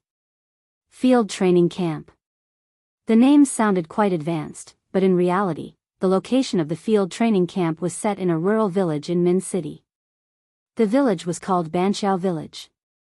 It took about 2 hours to get to Banqiao Village from Min City Military Academy. Since the school bus had to carry more students and the school bus was rather large, if the driver drove too fast, there was a high chance of danger happening. With this in mind, the driver drove slowly and steadily. When Yun Jian and the rest arrived at Banqiao Village, it was already 3:00 in the afternoon. The field training camp was located in a small forest and a small hill. The school bus could only drive to Banqiao Village. To get to the field training camp, they had to walk from Banqiao Village to the field training camp. They had to walk for about half an hour to get to the training camp that was uninhabited. They had just gotten off the school bus and were not in a hurry to set off. Banqiao Village was a village, and there were more older people living in the village. Yun Jian's class arrived early, so they had to wait for the new students from the other classes to arrive at Banqiao Village. Then, the instructors would lead them into the mountains. Of course, before that, the school had to distribute food and tents to each student for them to bring into the mountains. After Yun Jian and Lin Wan got off the bus, they sat on a piece of cement in front of a house in Banqiao Village to rest their feet. After waiting for about 10 minutes or so, they saw a slender, enchanting, and slightly charming girl walk down from another school bus. She was as delicate as a little princess. It was Mu Ying. When Mu Ying saw Yun Jian, she walked over to Yun Jian. When she saw Yun Jian and Lin Wan sitting on the cement, she walked over and sat down as well. "We'll be entering the mountains soon." Mu Ying pressed her hands on the cement and turned to look at Yun Jian with a smile. "I miss it," Yun Jian smiled. When they were in an Hun group, there was a period of time when the group threw everyone into the Amazon forest and did not give them anything. For 6 months, they were left to fend for themselves in the Amazon forest. When it came to food, they had to do it themselves. If they encountered a venomous snake or a ferocious beast and didn't have any tools, they had to fight it with their bare hands. That was the worst time Yun Jian had ever been in an Hun. At the same time, those 6 months were also the best time for her to improve her strength. The Amazon forest was a dangerous forest where every species in the world lived. An average person would not survive more than 3 days in there. To be able to fight his way out of that place and survive for 6 months. Today's military training was nothing to Yun Jian. But even so, Yun Jian would treat it with 100% enthusiasm. Ying. Just as Yun Jian and Mu Ying were chatting in low voices, lowering the atmosphere slightly, Lin Wan was about to remedy the situation when a male voice sounded. Yun Jian raised her head slightly and saw a boy in a military uniform walking towards them. The boy looked to be around 18 or 19 years old. He was walking towards Muing. Muing raised her head and looked at the boy. She lowered her head and asked calmly, "Why are you here?" "The school invited me to come back early to lead you guys. You guys don't have any foundation in the first year of high school. It's easy for you guys to get into trouble by coming to the field training camp," the boy explained. He laughed dryly. Seeing Mu Ying's attitude towards him, his smile was bitter. Seeing Yun Jian and Lin Wan sitting beside Mu Ying, the boy paused for a moment. He then introduced himself to Yun Jian and Lin Wan. "Hello, I'm Leng Hanja. I'm in my 3rd year of high school. I should be your senior." Chapter 1339. Leng Hanja and Mu Ying knew each other, and Leng Hanja was the son of Mu Ying's parents. Ever since he was young, Leng Hanja liked Mu Ying and had always been by Mu Ying's side, protecting her. About 8 or 9 years ago, Mu Ying accidentally got into a car accident and was declared dead. However, in the morning hall, Leng Hanja remembered that a crazy and perverted doctor suddenly said that Mu Ying wasn't dead. Then, the funeral ceremony didn't take place that day. A few days later, Mu Ying was indeed resurrected. However, ever since that day, Mu Ying's eyes were only cold. Even the way she looked at him was cold, without any warmth. Until today, Leng Hanja still secretly liked Mu Ying. Even when he called out to her, her reply was as cold as a stranger's. Returning to reality, Leng Hanja had just pointed at the seniors who had come with him, when a delicate figure suddenly rushed over from the side. Lin Xia flew over to a boy standing beside Leng Hanja who looked thin but was actually very strong. Lin Xia grabbed the boy's hand in front of everyone and shouted happily, "Cousin, you're finally here." Hee hee. When she shouted this, Lin Xia's voice was very loud, as if she couldn't wait for everyone in the world to know that this boy was her cousin. The surrounding students were quickly attracted by Lin Xia's shout. Especially when Lin Xia showed off her cousin before. Her cousin was an expert in Taekwondo, Sanda, and Judo. When the surrounding students heard the shout, they naturally turned their heads to take a look. Seeing this, Lin Xia turned to look at Yun Jian smugly. "Now you have nothing to say, right?" Lin Xia raised her chin proudly. "Han Ming, is this your cousin?" A boy standing beside Lin Xia's cousin laughed and glanced at Lin Xia, then asked Lin Xia's cousin. Han Ming was Lin Xia's cousin's name. "Yes." Han Ming patted Lin Xia's shoulder and laughed loudly. His face was in high spirits, showing the attitude of a winner in life.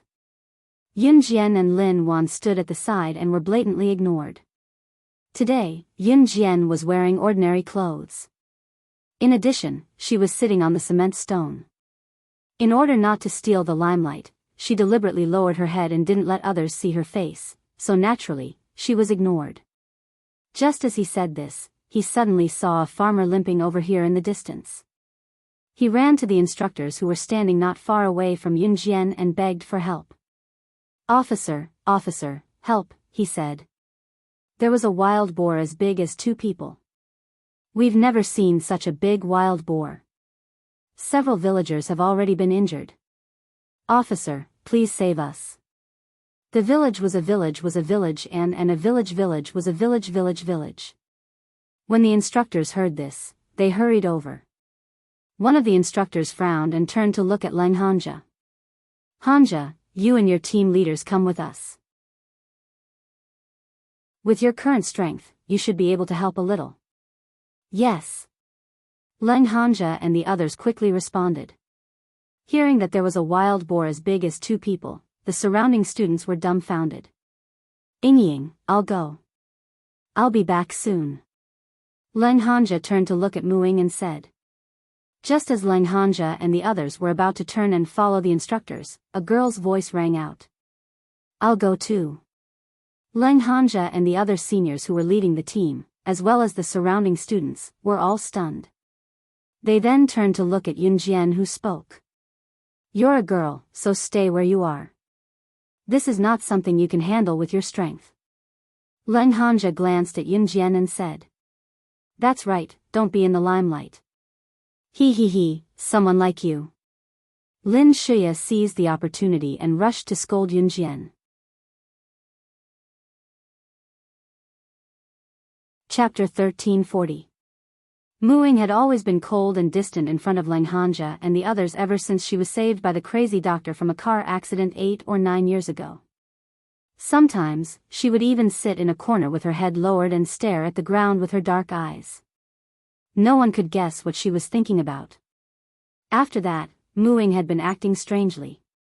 She had always been quiet in front of others. She was quite understanding in front of Leng Hanja. Today, when she heard Leng Hanja and Lin Xia questioning Yunjian's strength, what Muing said in front of Leng Hanja and the others was the most she had said in the past few years. Therefore, Leng Hanja and the others were stunned. What shocked Leng Hanja and the others even more was what Muing said. What, Yingying, what did you say? She survived in the Amazon forest for 6 months with her bare hands? Leng Hanja was stunned. Lin Xia was stunned. All the students around them were stunned. Even the instructor who was accompanying the farmer to the wild boar stopped in his tracks. Everyone looked at Yunjian in shock. Looking at Yunjian's skinny frame, they were stunned. The Amazon forest was the forest with the most species in the world. At the same time, there were all kinds of dangerous creatures in the Amazon forest. Just thinking about it was enough to know how dangerous it was. If a normal person entered the Amazon forest, they might not even survive for 3 days. Not to mention 6 months.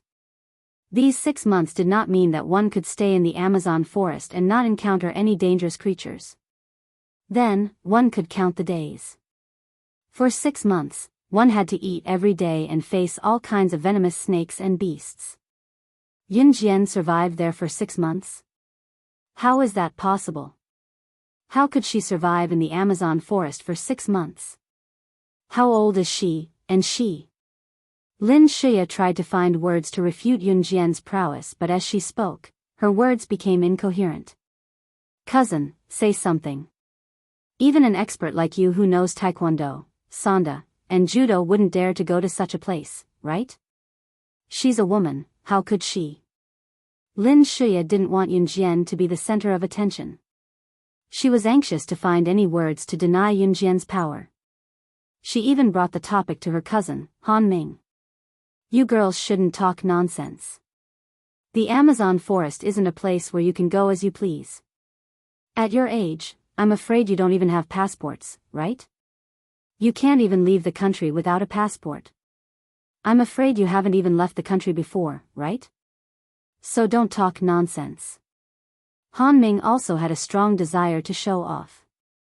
He didn't want to see someone stronger than him, not to mention that the other party was a girl. After hearing Han Ming's words, the people around her seemed to suddenly understand. Was it Muing herself who was bragging about Yunjian? How old were they? He probably doesn't even have a passport now, right? Moreover, they were all ordinary students who had graduated from middle school. How would they have the time to stay in the Amazon forest for 6 months? Most importantly, would a normal person run into the Amazon forest like a crazy person? This was simply an impractical thing. Yunjian ignored these people's words. She walked straight to the farmer. Muing didn't bother to say anything else. She followed Yunjian. Lin Wan was stunned for a moment before she followed with her long legs. You're talking nonsense, aren't you? You fantasized that you stayed in the Amazon forest for 6 months. Who doesn't know about this fantasy?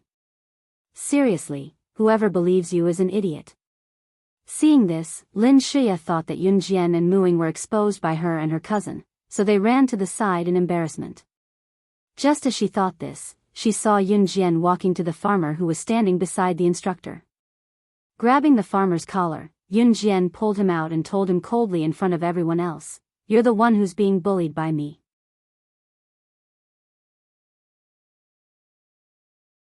Chapter 1341. Yunjian was indirectly accusing the farmer of forgetting his companions who were still in danger because of other things. Everyone was stunned. Just now, Everyone thought that Yun Jian would explain something in the face of Lin Shuya and Han Ming's doubts. After all, boys and girls in puberty didn't want to be refuted by anyone. But Yun Jian didn't. Not only did Yun Jian not do that, but she even walked over and grabbed the farmer's collar, giving him a simple lesson. The farmer was stunned by Yun Jian's words. Then, he quickly reacted. His companions were still in danger, so the farmer scratched his head and quickly led the way. Here. Yun Jian let go of the farmer's collar. She didn't even look at the group of senior instructors and students standing behind her. She just walked forward and followed the farmer. Mu Ying also followed Yun Jian's footsteps. Lin Wan shouted, "I'm going too," and also strode forward. "We're going too." Standing in place, the senior instructors from all over the country were stunned. They were shocked. They weren't even as conscious as a new girl in high school. On the other side, the matter of the wild boar attacking people was not over yet. They actually stood in the same place because of the shocking news. They were stunned silly. The senior instructors chased after her, and so did Leng Hanja and the others. "Hey, you're all going." "I'm going too." Lin Shuya was still unwilling to see Yun Jian in the limelight in front of everyone. She paused twice and then chased after her. So many people had gone, and there were instructors protecting them. No matter how dangerous it was, it wouldn't involve them. Thinking of this, the students who were standing in place all ran over. There was a hillside near Banqiao village. In the depths of the hillside was a forest, and outside the hillside was a flat land. Originally, this place was very quiet. The village would often gather farmers and go into the mountains from here to cut firewood. At this moment, there were at least a dozen farmers standing there. At this time, each of them was holding a hoe in their hands. Directly opposite the dozen farmers, a big and fat wild boar the size of 2 adults was letting out a muffled howl. It looked like it would pounce on the farmers at any time. The wild boar's hair was gray and black, which was completely different from domesticated pigs. Domesticated pigs weren't aggressive, but wild boars could attack people. If one looked carefully, one of the dozen farmers were already injured. "Why isn't old Wang back yet? We can't hold on any longer." A farmer, who had just been bitten in the stomach by a wild boar, curled up in pain, shouted. "What should we do? This wild boar is too strong. Even with more than 10 of us, we can't suppress it at all." Someone shouted again. However, if one were to look closely, this wild boar, which was as big as 2 people, was also slightly injured. Its abdomen had been slashed, and blood was gushing out. Why is this beast so difficult? Even with more than 10 of us, we can't suppress it. Someone shouted hatefully. "Awoo." Just then, the wild boar opposite them roared and was about to launch its final attack on the dozen farmers. F***CK, we're finished, someone shouted in despair. At the same time, he held the hoe in his hand even tighter. Chapter 1342. This clear and beautiful female voice seemed to have a bit of magic, causing everyone present to be stunned. One by one, they were affected by this voice and all stepped to the side, making way for her. It was also at this moment that a figure as fast as lightning shuttled through the dozen of farmers, heading straight for the wild boar that was the size of 2 adults not far away. Heavens, that's a little girl. She's going to die. There are so many of us, but we're no match for that wild boar. Little girl, come back. Come back. When the farmers saw that the newcomer was just a little girl in her teens, they all shouted in panic. A group of people rushed over from afar. They were the instructors, Leng Hanja, Lin Shuya, and the others. "Crazy, crazy, this little girl is crazy. Save her. Come with me to save her." When the instructors saw the size of the wild boar, one of them took the lead and rushed over. Looking at the faces of these instructors, each and every one of them was extremely gloomy. These instructors were all senior instructors from all over the country. Naturally, they were different from ordinary instructors. Therefore, the instructors quickly reacted and chased after Yunjian. Humph, who asked her to be so arrogant? I think she should just die in the wild boar's hands. How dare she try to harm our instructors? Shameless. Lin Shuya casually said angrily. Ming, control your cousin. Don't spout nonsense. When Len Hanja heard Lin Shuya insult Yunjian in such a tone, he knew that Yunjian was special to Muing. Len Hanja and Han Ming were friends.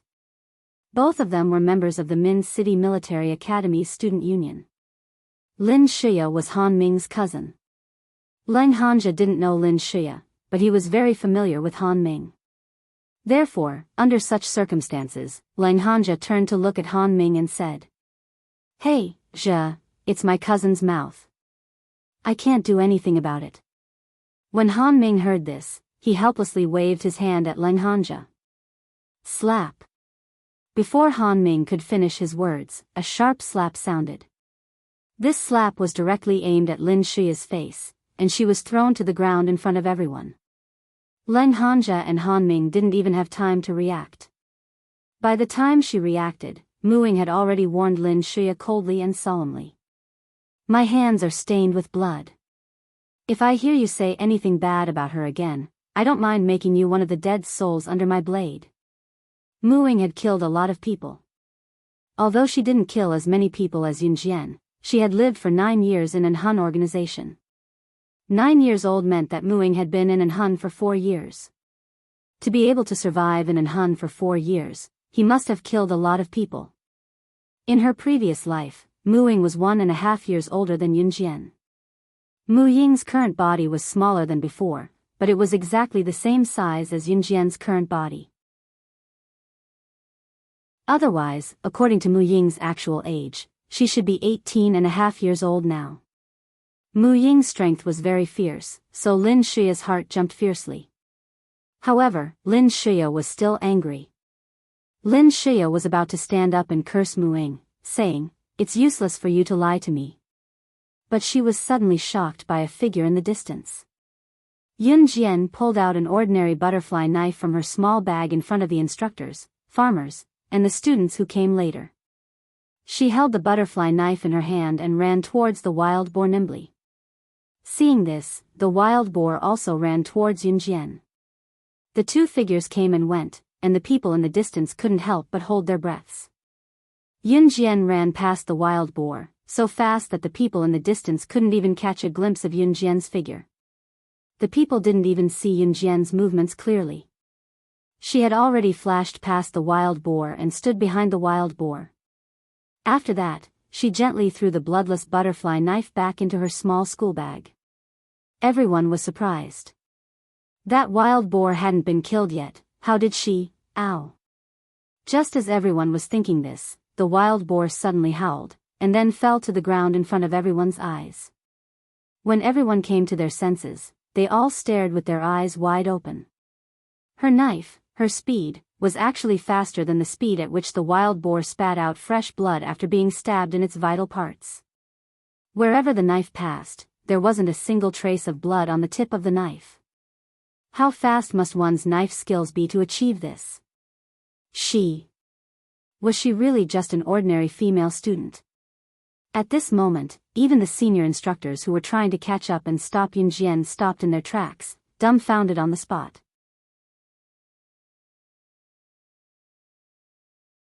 Chapter 1343. The instructors were all senior instructors in the country. They had trained countless students, and they had even brought the students to the field training camp for military training many times. When they had time, military schools like high schools and universities would often organize students to participate in activities such as survival in the wild. The ones who led the students to participate were all senior instructors present. With the addition of the word senior, they were a little different from the usual military training instructors. Since the senior instructors began their military training career, countless things had happened. There were students who couldn't stand the military training in the field training camp and cried and shouted that they wanted to go home. There were also incidents similar to wild beasts attacking students. But which one of these incidents wasn't resolved by the instructors themselves? But this little girl in front of them? This little girl in front of them used a butterfly knife and killed this wild boar that even a dozen farmers couldn't kill. Not only that, she killed the wild boar with a single slash. The speed at which she twirled the blade was so fast that even the blood on the wild boar's body didn't splatter on the blade. What kind of speed was this? What kind of person could reach this level? The instructors had never seen such terrifying knife skills in a person, let alone a person who could use such terrifying knife skills. She was just a female student. Wow. Oh my god. Yunjian, you're too cool. Ah. From today onwards, I'll be your #1 fan.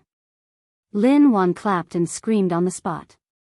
On the other side, Yunjian turned her body slightly, her sharp eyes seemingly reflecting a powerful glint. Then she smiled at Lin Wan and Mu Ying. Leng Hanja and Han Ming, who were standing behind the instructors, were extremely shocked. The students who followed them were also stunned, and their mouths were trembling in shock. As for Lin Shuya, she was embarrassed as much as she doubted Yunjian's strength. I thought this wild boar would be strong, but I didn't expect it to be so weak. Yunjian put away the butterfly knife and walked towards Mu Ying with light steps. Others might not know, but how could Mu Ying not know? Yunjian didn't want to be in the limelight. In other words, Yunjian came to the military training today because she wanted to improve her strength. The improvement of one's strength was not something that could be achieved by just talking or practicing in private. That required actual combat, survival in the jungle, and experience. When she heard that there was a wild boar as big as 2 people, Yunjian became restless because she wanted to kill this wild boar and increase her strength in the process. But he didn't expect this wild boar to be so weak. Hearing Yunjian's words, the surrounding farmers all lowered their heads in shame. Did she just say that this wild boar couldn't withstand a single blow? Just now, they were forced to the point where they couldn't fight back by this wild boar, wasn't it? Relying on his little bit of ability to start showing off again. Lin Shuya was not reconciled this time, and began to speak in a low voice again, but this time, Lin Shuya did not dare to speak too loudly. After all, Yunjian had real strength. Mu Ying and Yunjian ignored Lin Shuya. Mu Ying's red lips curled up slightly, and she walked towards Yunjian. Under the surprised gazes of Leng Hanja, Han Ming, and the others, she spoke to Yunjian again. Then after the military training is over, shall we go to the Amazon forest again? As she spoke, Mu Ying was already standing in front of Yunjian. She smiled slightly, and then seemed to have thought of something, and said, "Let's go and see that old man on the way. Without that old man's help, I wouldn't be where I am now."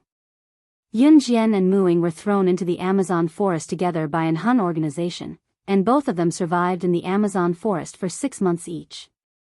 Yunjian relied on her own strength to survive. Mu Ying was almost bitten to death by a poisonous snake, and when she was about to die, she was saved by a strange old man who was stationed in the Amazon forest all year round. Ordinary people did not even dare to spend the night in the Amazon forest, but that old man lived in the Amazon forest for 40 to 50 years. Mu Ying mentioned this to Yunjian before, and although Yunjian had never heard of that old man, she really wanted to meet him.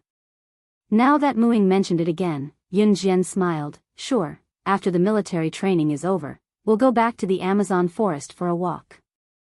At this moment, Yunjian and Mu Ying's words were undoubtedly the focus of everyone's attention. Leng Hanja and the others were dumbfounded when they heard Yunjian and Mu Ying make it sound so easy to go to the Amazon forest. Everyone was stunned. After Leng Hanja reacted, he quickly said,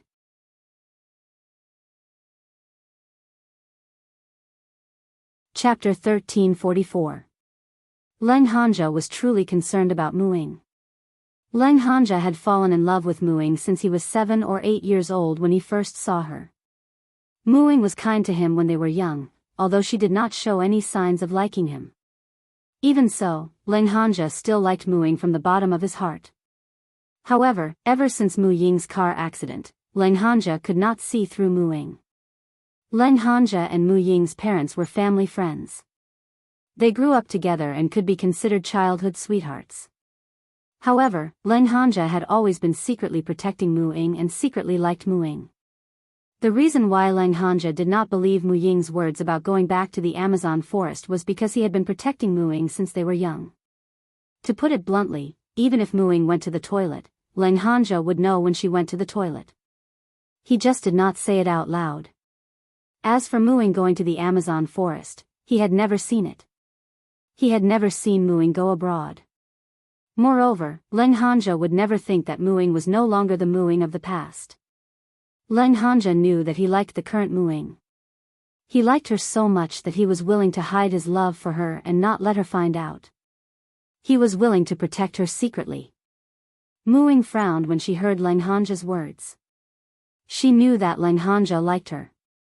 However, she could not let go of anyone and had never let go of anyone. Perhaps it was because of her childhood experience that she could not love someone boldly like a normal girl. At least, she could not love him now. It's none of your business, it's my business. Mu Ying was still smiling at Yun Jian, but when she looked at Lang Hanja, her face instantly turned cold. Seeing this, Lang Hanja clenched his fists. His heart turned cold, but in the next second, he said to Mu Ying seriously, "Ying, you can go if you want, but take me with you." If she wanted to go, he wouldn't object. But if he wanted to go with her, then even if she was in danger, he could protect her. He might not be that powerful, but he would protect her even if he had to give up his life. "It's up to you," Mu Ying said indifferently. Ha ha ha ha. Ha ha ha. Right at this time, Lin Shuya's laughter suddenly sounded. Yun Jian raised her eyebrows. She gently turned her head and saw Lin Shuya holding her abdomen, laughing so hard that she couldn't stand straight.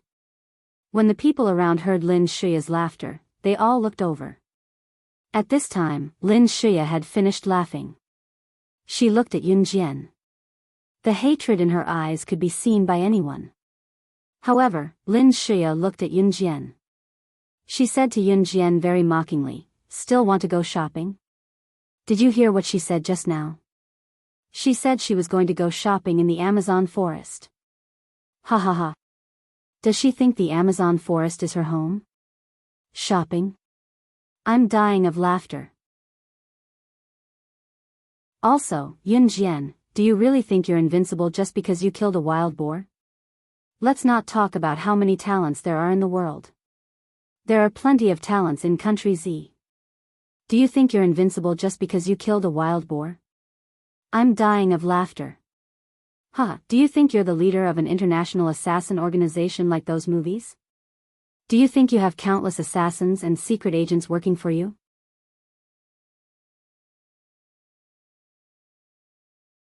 Chapter 1345.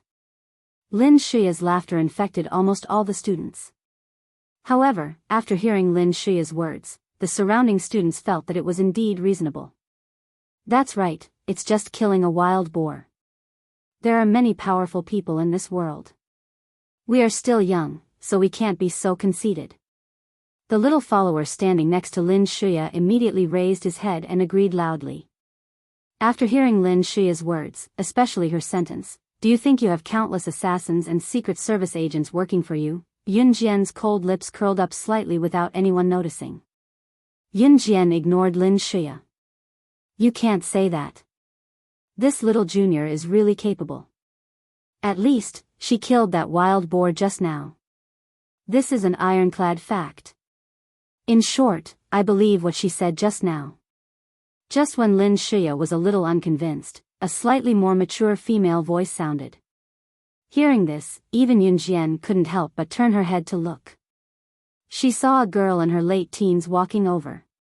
The girl was wearing the same military training camouflage uniform as Lang Hanja and the others. Her tall and slender figure was wrapped in the camouflage uniform, and she looked enchanting and charming. The girl was also good-looking. Even though she was wrapped in a loose uniform, one could still see her slender figure at a glance. The girl walked over. Her face looked amiable. She smiled slightly, giving off the feeling of a gentle big sister. Senior Lingling? Lin Shuya was dumbfounded when she saw the girl speaking up for Yun Jian and walking toward them. She glanced at the girl blankly before asking. Senior Lingling, didn't you already refuse to return to school early to lead the military training for the freshmen? Han Ming, who was standing next to Lin Shuya, was obviously very familiar with the girl who suddenly appeared. He opened his mouth and asked. The girl who was called Senior Lingling was called Wen Peeling. She was a senior in Min City Military Academy. Like Leng Hanja and Han Ming, she was also a member of the Min City Military Academy's Student Council. Leng Hanja was the president of the Student Council, and Wen Peeling was the vice president of the Student Council. Although they weren't in the same grade and class, Leng Hanja, Wen Peeling, and Han Ming often met at the student union meetings. As for Lin Shuya had gone to the Min City Military Academy to look for Han Ming before, so she knew Wen Peeling through Han Ming. In addition, Wen Peeling was very kind, giving people the feeling that she was a big sister, so Lin Shuya and Wen Peeling got close. I had something to do at the last minute, so I went back to school early. I was thinking about the school's invitation, so I had to come over to greet the freshmen, Wen Peeling explained to Han Ming. Then Wen Peeling waved at Lin Shuya. Shuya, I haven't seen you for a few months and you've become more and more beautiful. Don't be so angry in the future, or you'll get wrinkles easily. Wen Peeling's words made Lin Shuya cover her face. Lin Shuya changed the way she bared her fangs and brandished her claws at Yun Jian and stuck her tongue out at Wen Peeling. Got it, Senior Lingling. It had to be said that Wen Peeling had some skills. She was older, so she got along well with people. After greeting her acquaintances, Wen Peeling turned around to look at Yun Jian, Mu Ying, and Lin Wan. Hello, I'm Wen Peeling, your senior in the 3rd grade. Wen Peeling smiled at Yun Jian and the others. Her smile was very sweet. After smiling, Wen Peeling turned to look at Yun Jian. She smiled at Yun Jian and continued, Junior, what's your name? You were really good just now. Also, I believe what you said just now. As she spoke, Wen Peeling winked at Yun Jian and Mu Ying.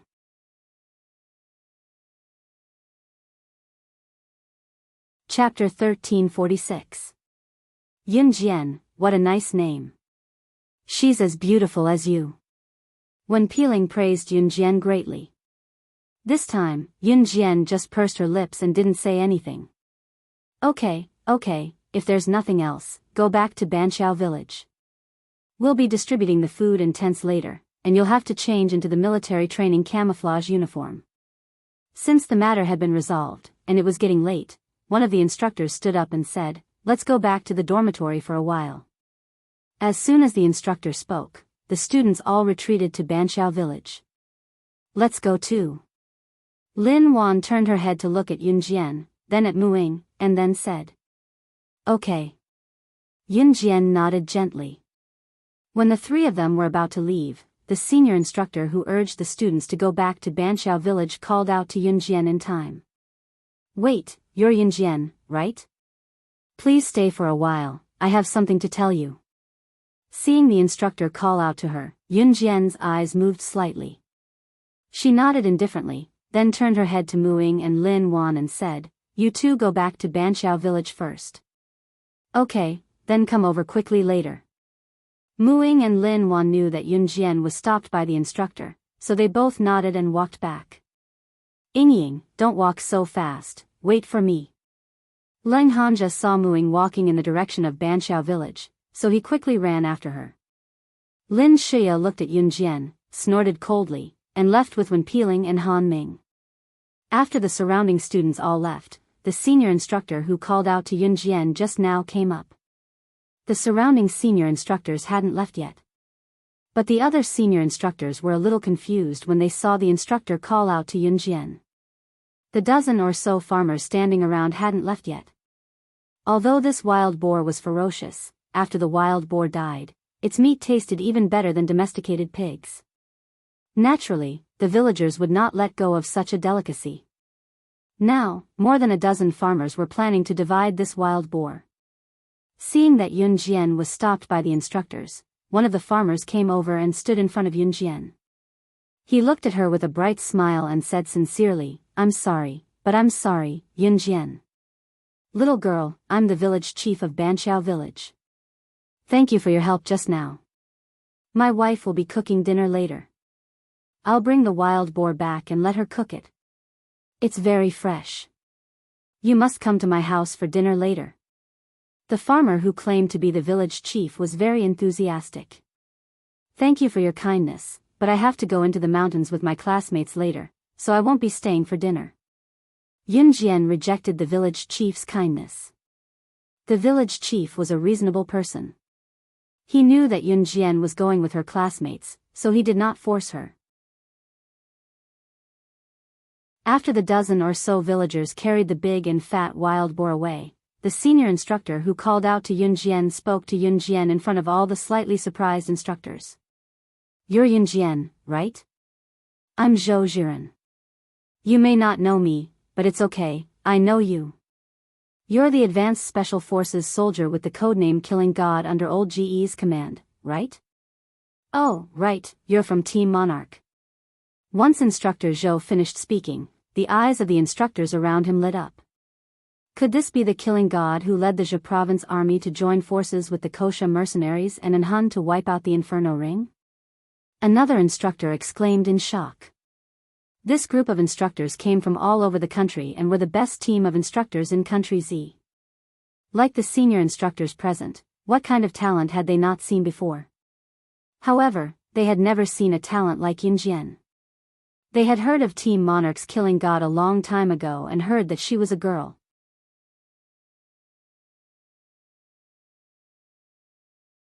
Chapter 1347.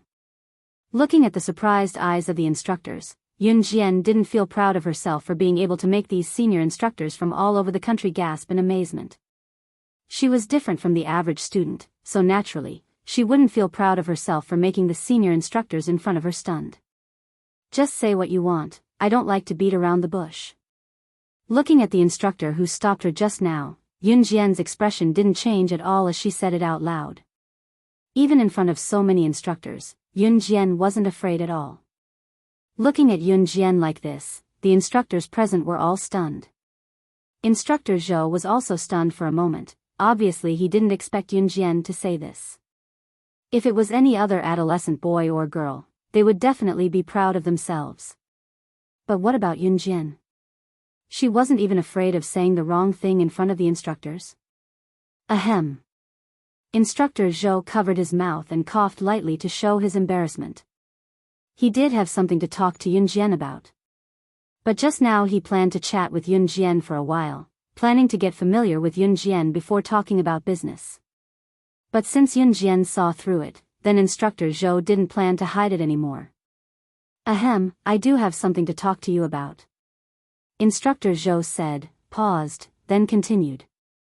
It's like this time our military academy's military training will last for about a month. In the past, there weren't many military training sites in the field, and the students didn't have any experience before this.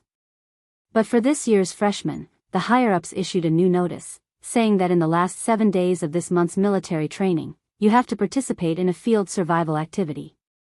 During the activity, there will be danger, if you are willing to participate, but once you complete the mission in the activity, you will be transferred to the school's newly planned elite class to receive better training. This elite class is your year's batch. The school's teaching and research team has just decided to open it. If it's done well, they plan to open an elite class for every batch after your year, so, Instructor Zhou rambled on, making Yun Jian frown a little as she listened to him. She interrupted Instructor Zhou coldly, get to the point. Being interrupted by Yun Jian out of the blue, Instructor Zhou felt a sense of seriousness like she was his superior, so he corrected himself right away. In short, there will be a survival activity for the students in the last 7 days of the military training. Those who successfully complete the activity will be able to join the elite class.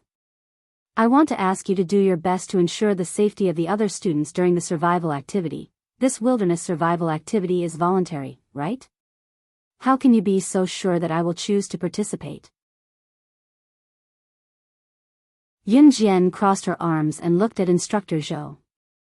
Under the gaze of all the instructors, she did not show the slightest bit of fear. On the contrary, Instructor Zhou was now Yun Jian's superior. However, the instructors standing next to him had an illusion. It was as if Yun Jian, who was standing in front of Instructor Zhou, was their leader and superior. What was with this feeling? You will definitely participate. This time, Instructor Zhou said very confidently. Because as long as you join the elite class and study in our school for a year, or if you perform well for half a semester, you will have the opportunity to represent our Z country and be directly sent to the South American hunting school to participate in the Special Forces training. Instructor Zhou's words successfully attracted Yunjian's attention. The hunting school was a world-famous Special Forces training center. The elimination rate of students enrolled in the school was 50% to 80%, and the death rate was extremely high. But if she could be trained, she would definitely be able to compete with the Secret Service assassins trained by the ordinary Secret Service assassin organization. If she entered the hunting school and returned from the training, Yunjian's strength would definitely double from her current foundation.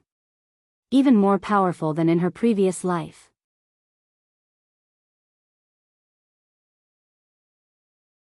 Chapter 1348.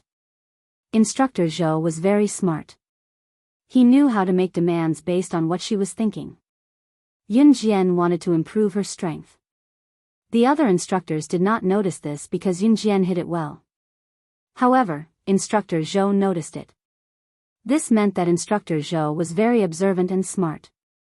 Hey, Zhou Jiren, are you stupid? They are learning to live freely.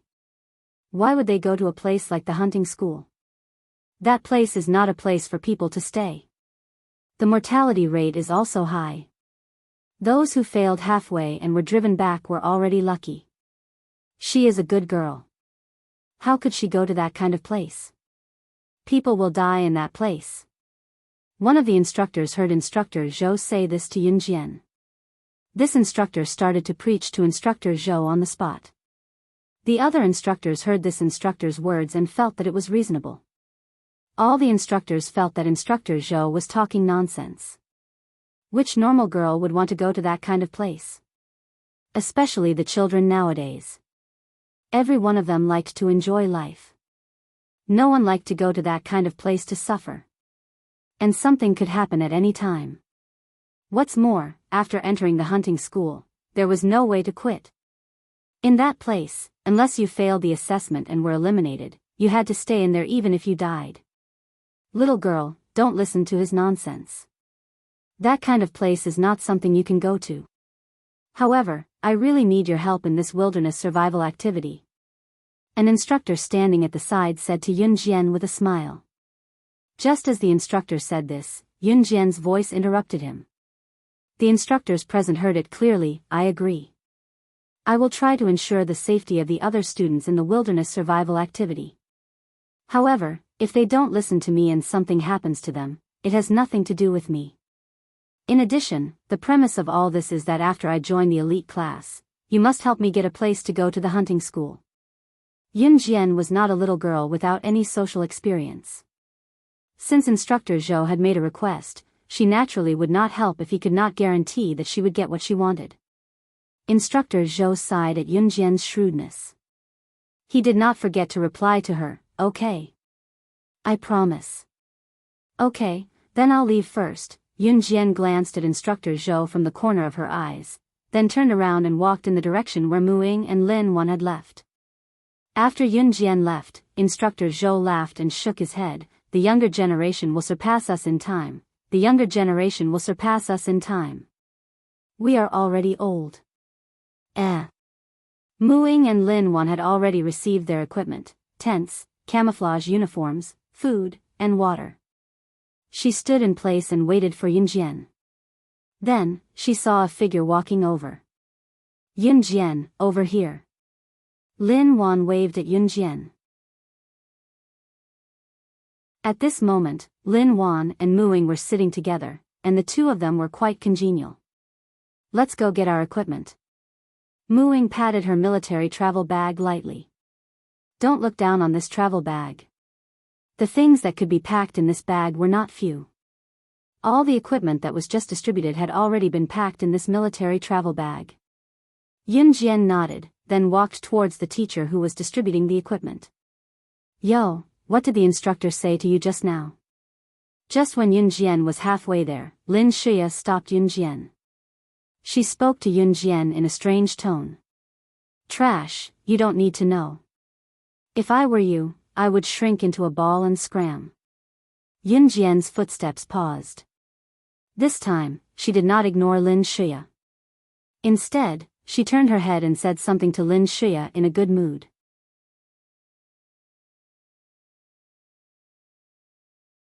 Chapter 1349. After receiving the equipment, Yun Jian put everything into the military travel bag that was just distributed, and then returned to where Mu Ying and Lin Wan were.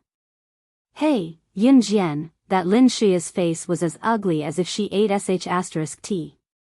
Did you say something funny just now? Tell us, let's have some fun. Lin Wan looked at Lin Shuya, who was far away, and she laughed twice and said, "It's fine if she doesn't talk, but when she does, it's absolutely infuriating." Mu Ying sat next to Lin Wan. She pinched open a bottle of mineral water, drank a few mouthfuls to moisten her throat, and then turned her head to Lin Wan and said, "Huh, you know Yun Jian so well, then the two of you must have a very good relationship, right?" Lin Wan asked at this time, and then sighed again. "Wow, I'm so envious of the friendship between the two of you." Lin Wan's personality was quite straightforward. She usually didn't use her brain to think about what she wanted to say. Friendship? Maybe, Yun Jian and I, maybe it can be considered friendship. After hearing Lin Wan's words, Mu Ying turned her head to look at Lin Wan, and then looked into the distance and said. Yun Jian also sat on the cement stone, pursed her lips, and said nothing in the end. Others might not understand, but Yun Jian understood what Mu Ying said. Mu Ying still hadn't walked out of the cruel world of her previous life. In that world, Yun Jian and Mu Ying had no friendship, and they couldn't even be considered friends. They snuggled together just to find a sense of security from each other. If it was really a matter of life and death, Mu Ying had to make a move on Yun Jian, or Yun Jian had to make a move on Mu Ying. At that moment, no one would be merciful, because who didn't want to live? But in the end, Mu Ying died for Yun Jian. To be honest, Mu Ying was willing to die for her at that moment. Yun Jian never thought that. Because at that time, Yun Jian was willing to kill Mu Ying in order to survive. So in her previous life, the word friendship couldn't be used to measure their relationship. She's deliberately mystifying things again. Some people, thinking that their companion killed a wild boar, started bragging. Lin Shuya, who was standing at the side, heard Mu Ying's words and said sourly. Even if those words weren't said by Yun Jian, as long as it involved Yun Jian, Lin Shuya would start talking nonsense. In fact, Lin Shuya had a lot of opinions about Mu Ying and Yun Jian because Mu Ying and Yun Jian were too mysterious. That mysterious feeling made Lin Shuya hate Mu Ying and Yun Jian to the core. On the other side, Leng Hanja had been paying attention to Mu Ying. Leng Hanja stood not far away, and Han Ming and the other seniors who were invited back by the school to lead the team were also not far away. Seeing that Leng Hanja was staring at Mu Ying, Wen Peeling, who was standing not far away, had a sharp glint in her eyes, but it was gone in a flash. 3 juniors, do you want to drink some Sprite? I brought a bottle of Sprite and a few bags of potato chips. Do you want to eat? Wen Peeling stood up and walked towards Yun Jian and the others. She even very politely patted her military travel bag and said, I don't eat snacks. I don't eat snacks from strangers. Yun Jian didn't say the last sentence. Wen Peeling smiled awkwardly, then took the bag of potato chips out of the military travel bag and handed it to Mu Ying. Before Wen Peeling could say anything, Mu Ying interrupted her, I don't eat snacks either. I'll eat it, thank you senior. Lin Wan took the bag of potato chips from Wen Peeling's hand. She smiled and thanked Wen Peeling, then opened the bag of potato chips and started munching on them. Eat slowly, there's Sprite here. Wen Peeling smiled and poured a cup of Sprite for Lin Wan. Senior, you're so nice. Unlike some people. Lin Wan glared fiercely at Lin Shuya, then said to Wen Peeling. You. Lin Shuya, who was in the distance, almost exploded. Okay, everyone stop quarreling. We're here for military training, so we have to get along peacefully. Wen Peeling interrupted the quarrel between Lin Wan and Lin Shuya. She smiled brightly. Perhaps they were affected by Wen Peeling's atmosphere. Lin Wan and Lin Shuya really stopped quarreling. Hey, there's a car coming from there. Just as everyone was about to leave Banqiao village and walk for about half an hour on the mountain road to the field training camp base, a military jeep came this way. Seeing this, the people around them opened their eyes curiously, wanting to see who the people in the car were. Even the instructors who had returned here were a little surprised. Who came here? There were only a few families in Banqiao village. Who could drive here? And the most important thing was that this car was a military jeep. Seeing this familiar jeep, Yunjian narrowed her eyes. This car was Gu Yunjian's. Just as he was thinking this, he saw 6 figures get out of the car. It was none other than the other 6 members of Team Monarch, namely Chu Ning, Chu Xiangnan, and the rest. Wow! I know them. Heavens! Ah! They're from Team Monarch. They actually came here? Could it be that they came here to cheer for us? Someone shouted loudly. Now, Team Monarch's name was the most prominent in Min City Military Academy. Some of the students could even brag about a conversation they had with Team Monarch. Team Monarch? Lin Shuya was equally stunned when she saw how shocked everyone around her was. Yes, yes. It's Team Monarch. I've seen them before. I worked so hard to get into Min City Military Academy because they're here. Look, that's Chu Xiangnan from Team Monarch, codename Thunderbolt. Ah. So cool. A girl around them screamed so loudly that she almost fainted. Lin Shuya and the rest were secretly impressed. Team Monarch was amazing. Just as they thought that, they saw Chu Ning tugging Chu Xiangnan's ear and bringing the rest of them to Yunjian. Chu Ning looked at Yunjian and smiled, saying, Yunjian, we're here to cheer for you. You'll have to make Team Monarch proud in the wilderness survival event this time. It'll be best if you can get into the elite class, hee hee. Chu Ning's words left the crowd dumbfounded. Lin Shuya and the rest were dumbfounded as well. What, Yunjian was a member of Team Monarch too? Moreover, after a careful count, he realized that Chu Ning's Team Monarch was only missing one person. And that person was Team Monarch's most legendary, most powerful killing god.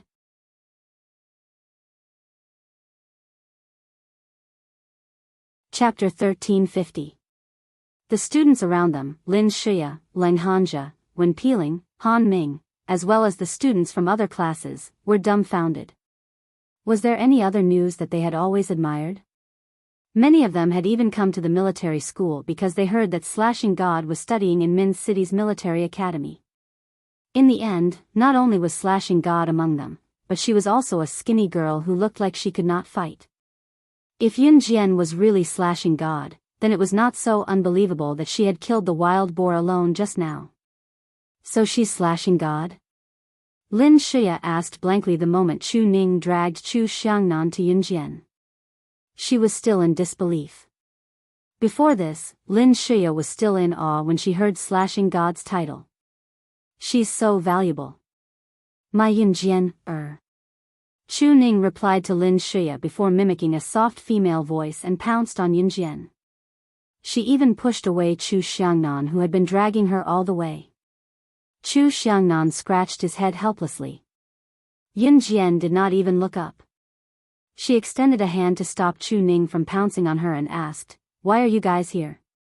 "They insisted on coming to cheer you on, so I brought them here," Gu Junjian who got down from the military jeep answered Yunjian. "Yeah, Yunjian, we came all the way from Longmen City to cheer you on. I heard that freshmen like you can sign up for the wilderness survival activity in the last 7 days. Those who pass can join the elite class, so we're here to cheer you on." Chu Ning hugged Yunjian's arm that was extended to her. She explained to Yunjian with a grin. "What's the wilderness survival activity? What's the elite class?" Leng Hanja who stood not far away was the first to notice the problem and asked. The rest of the students realized the point they did not understand at once and turned their eyes to the senior instructors who were in charge of the students present. "Ha, old Gu, your daughter's performance is amazing." I recognized her right away. Instructor Zhou went up to Gu Junjian to give him a big hug when he saw Gu Junjian. Then, Instructor Zhou turned around and explained to the students about the wilderness survival activity and the elite class. Your military training will last for a month this time. You've been going through the usual military training before this. The training content is nothing more than standing and so on. We'll also bring you into the forest to teach you the key to survive in the wilderness. We won't let you go in blindly. In addition, there'll be a wilderness survival activity on the last 7 days of the military training. It might not be safe, but it can guarantee your safety. Those who are willing to join, we won't force you. However, if you succeed in the activity, you can join another elite class. It's a new class that hasn't been opened for the 2nd and 3rd years of high school. Once you enter the elite class, it means that you can go to a better and better place to be trained at any time. Of course, if you fail in the wilderness survival activity this time, you'll have all sorts of opportunities to join the elite class in the future. Instructor Zhou explained it in detail, afraid that the students would not understand. He also pointed out clearly that they would only be specially trained if they entered the elite class. Since he had said that, Instructor Zhou did not mind telling the students to work hard. If you enter the elite class and perform well, you might be able to represent our country's special forces and enter the hunting school for practical training in 10 or 20 years' time. Some of the girls were confused when Instructor Zhou finished his words. At this moment, Leng Hanja suddenly asked excitedly, "Instructor Zhou, is the hunting school the Special Forces training base in South America?" "It's called the Devil's Training School. The death rate is extremely high, but once you've completed the training, you'll be able to fight like a killer who climbed out of a pile of corpses." Everyone gasped when they heard Leng Hanja's words. Yun Jian, who was standing at the side, raised her eyebrows. After Leng Hanja finished his question, she asked Instructor Zhou, "I can only go to the hunting school after 10 or 20 years after entering the elite class? I can't wait that long." Yun Jian's words shocked the students again.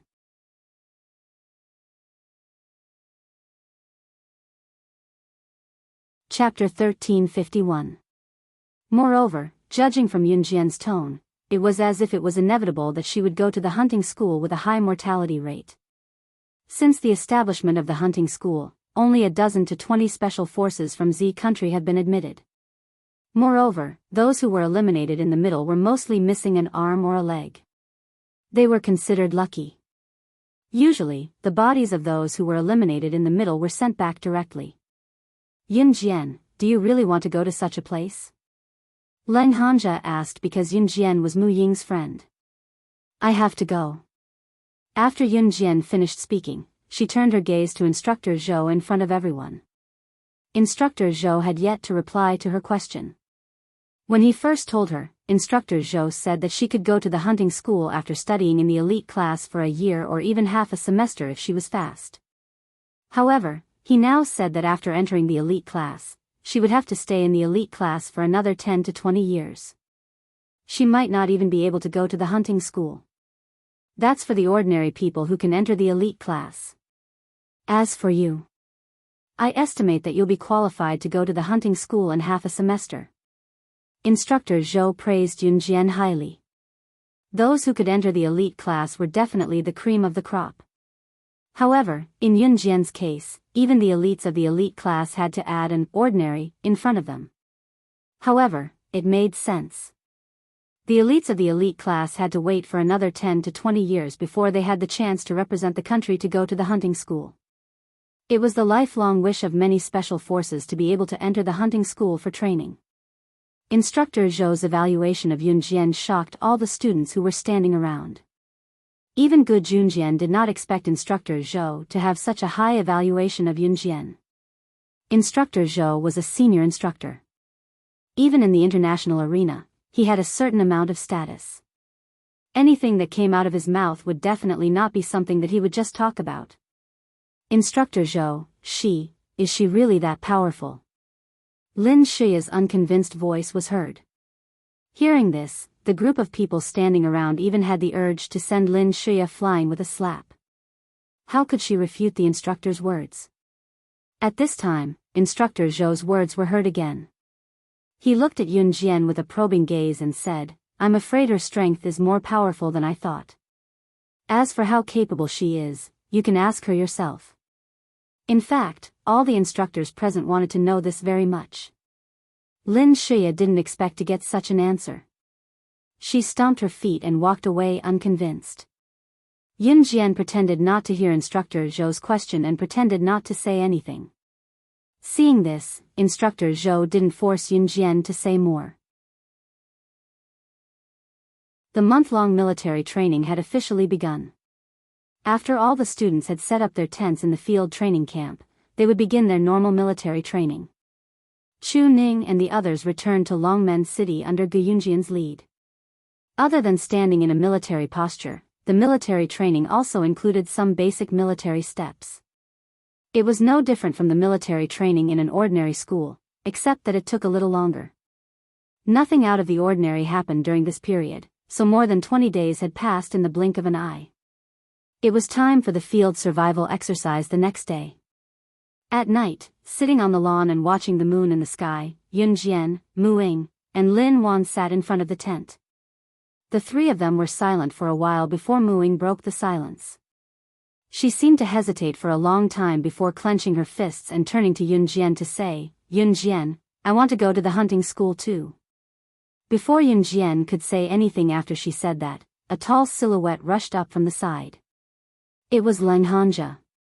He had obviously heard what Mu Ying said just now. He rushed up to grab Mu Ying's wrist and told Mu Ying, "No, why are you going to such a place? Besides, your family won't agree to it."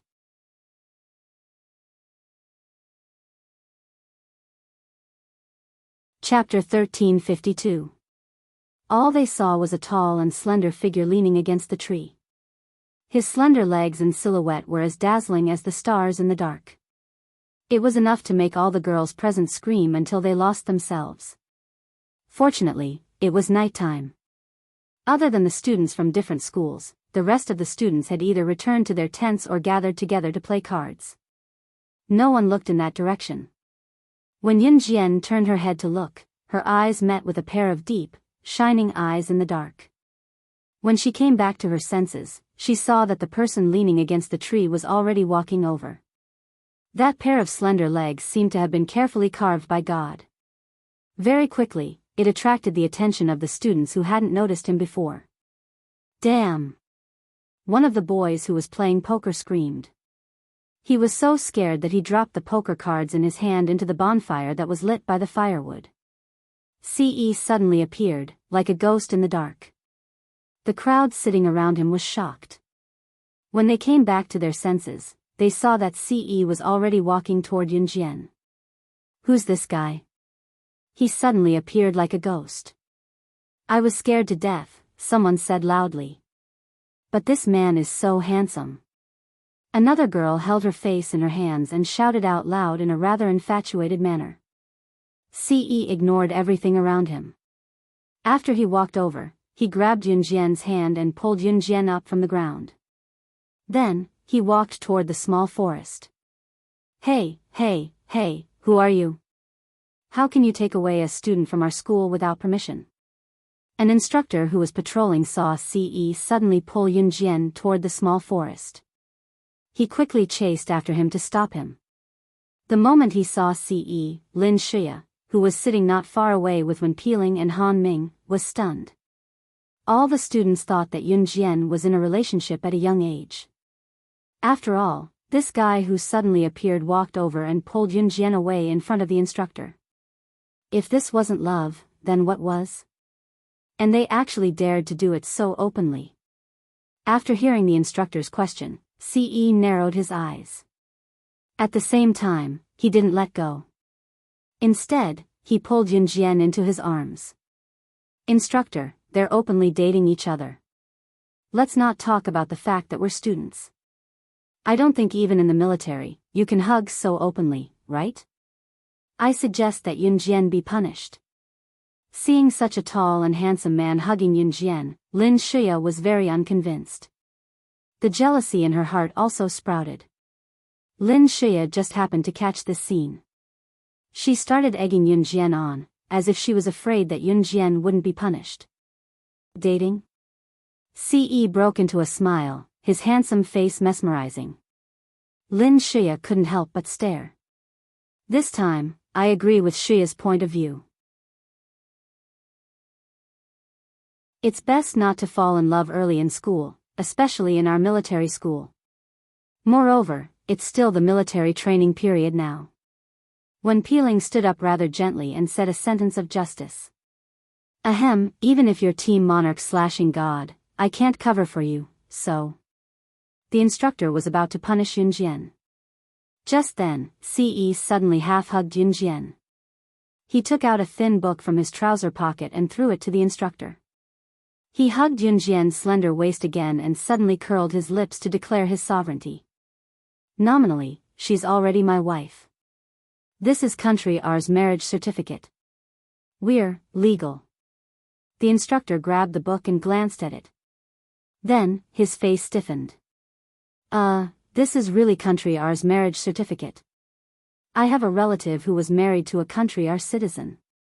It's this kind of book. After hearing the instructor's words, Lin Shia's face darkened to the extreme. Everyone around them was stunned. You're tuning into the Romantic Tales YouTube channel. Don't forget to subscribe and join us on this journey to catch the most captivating stories.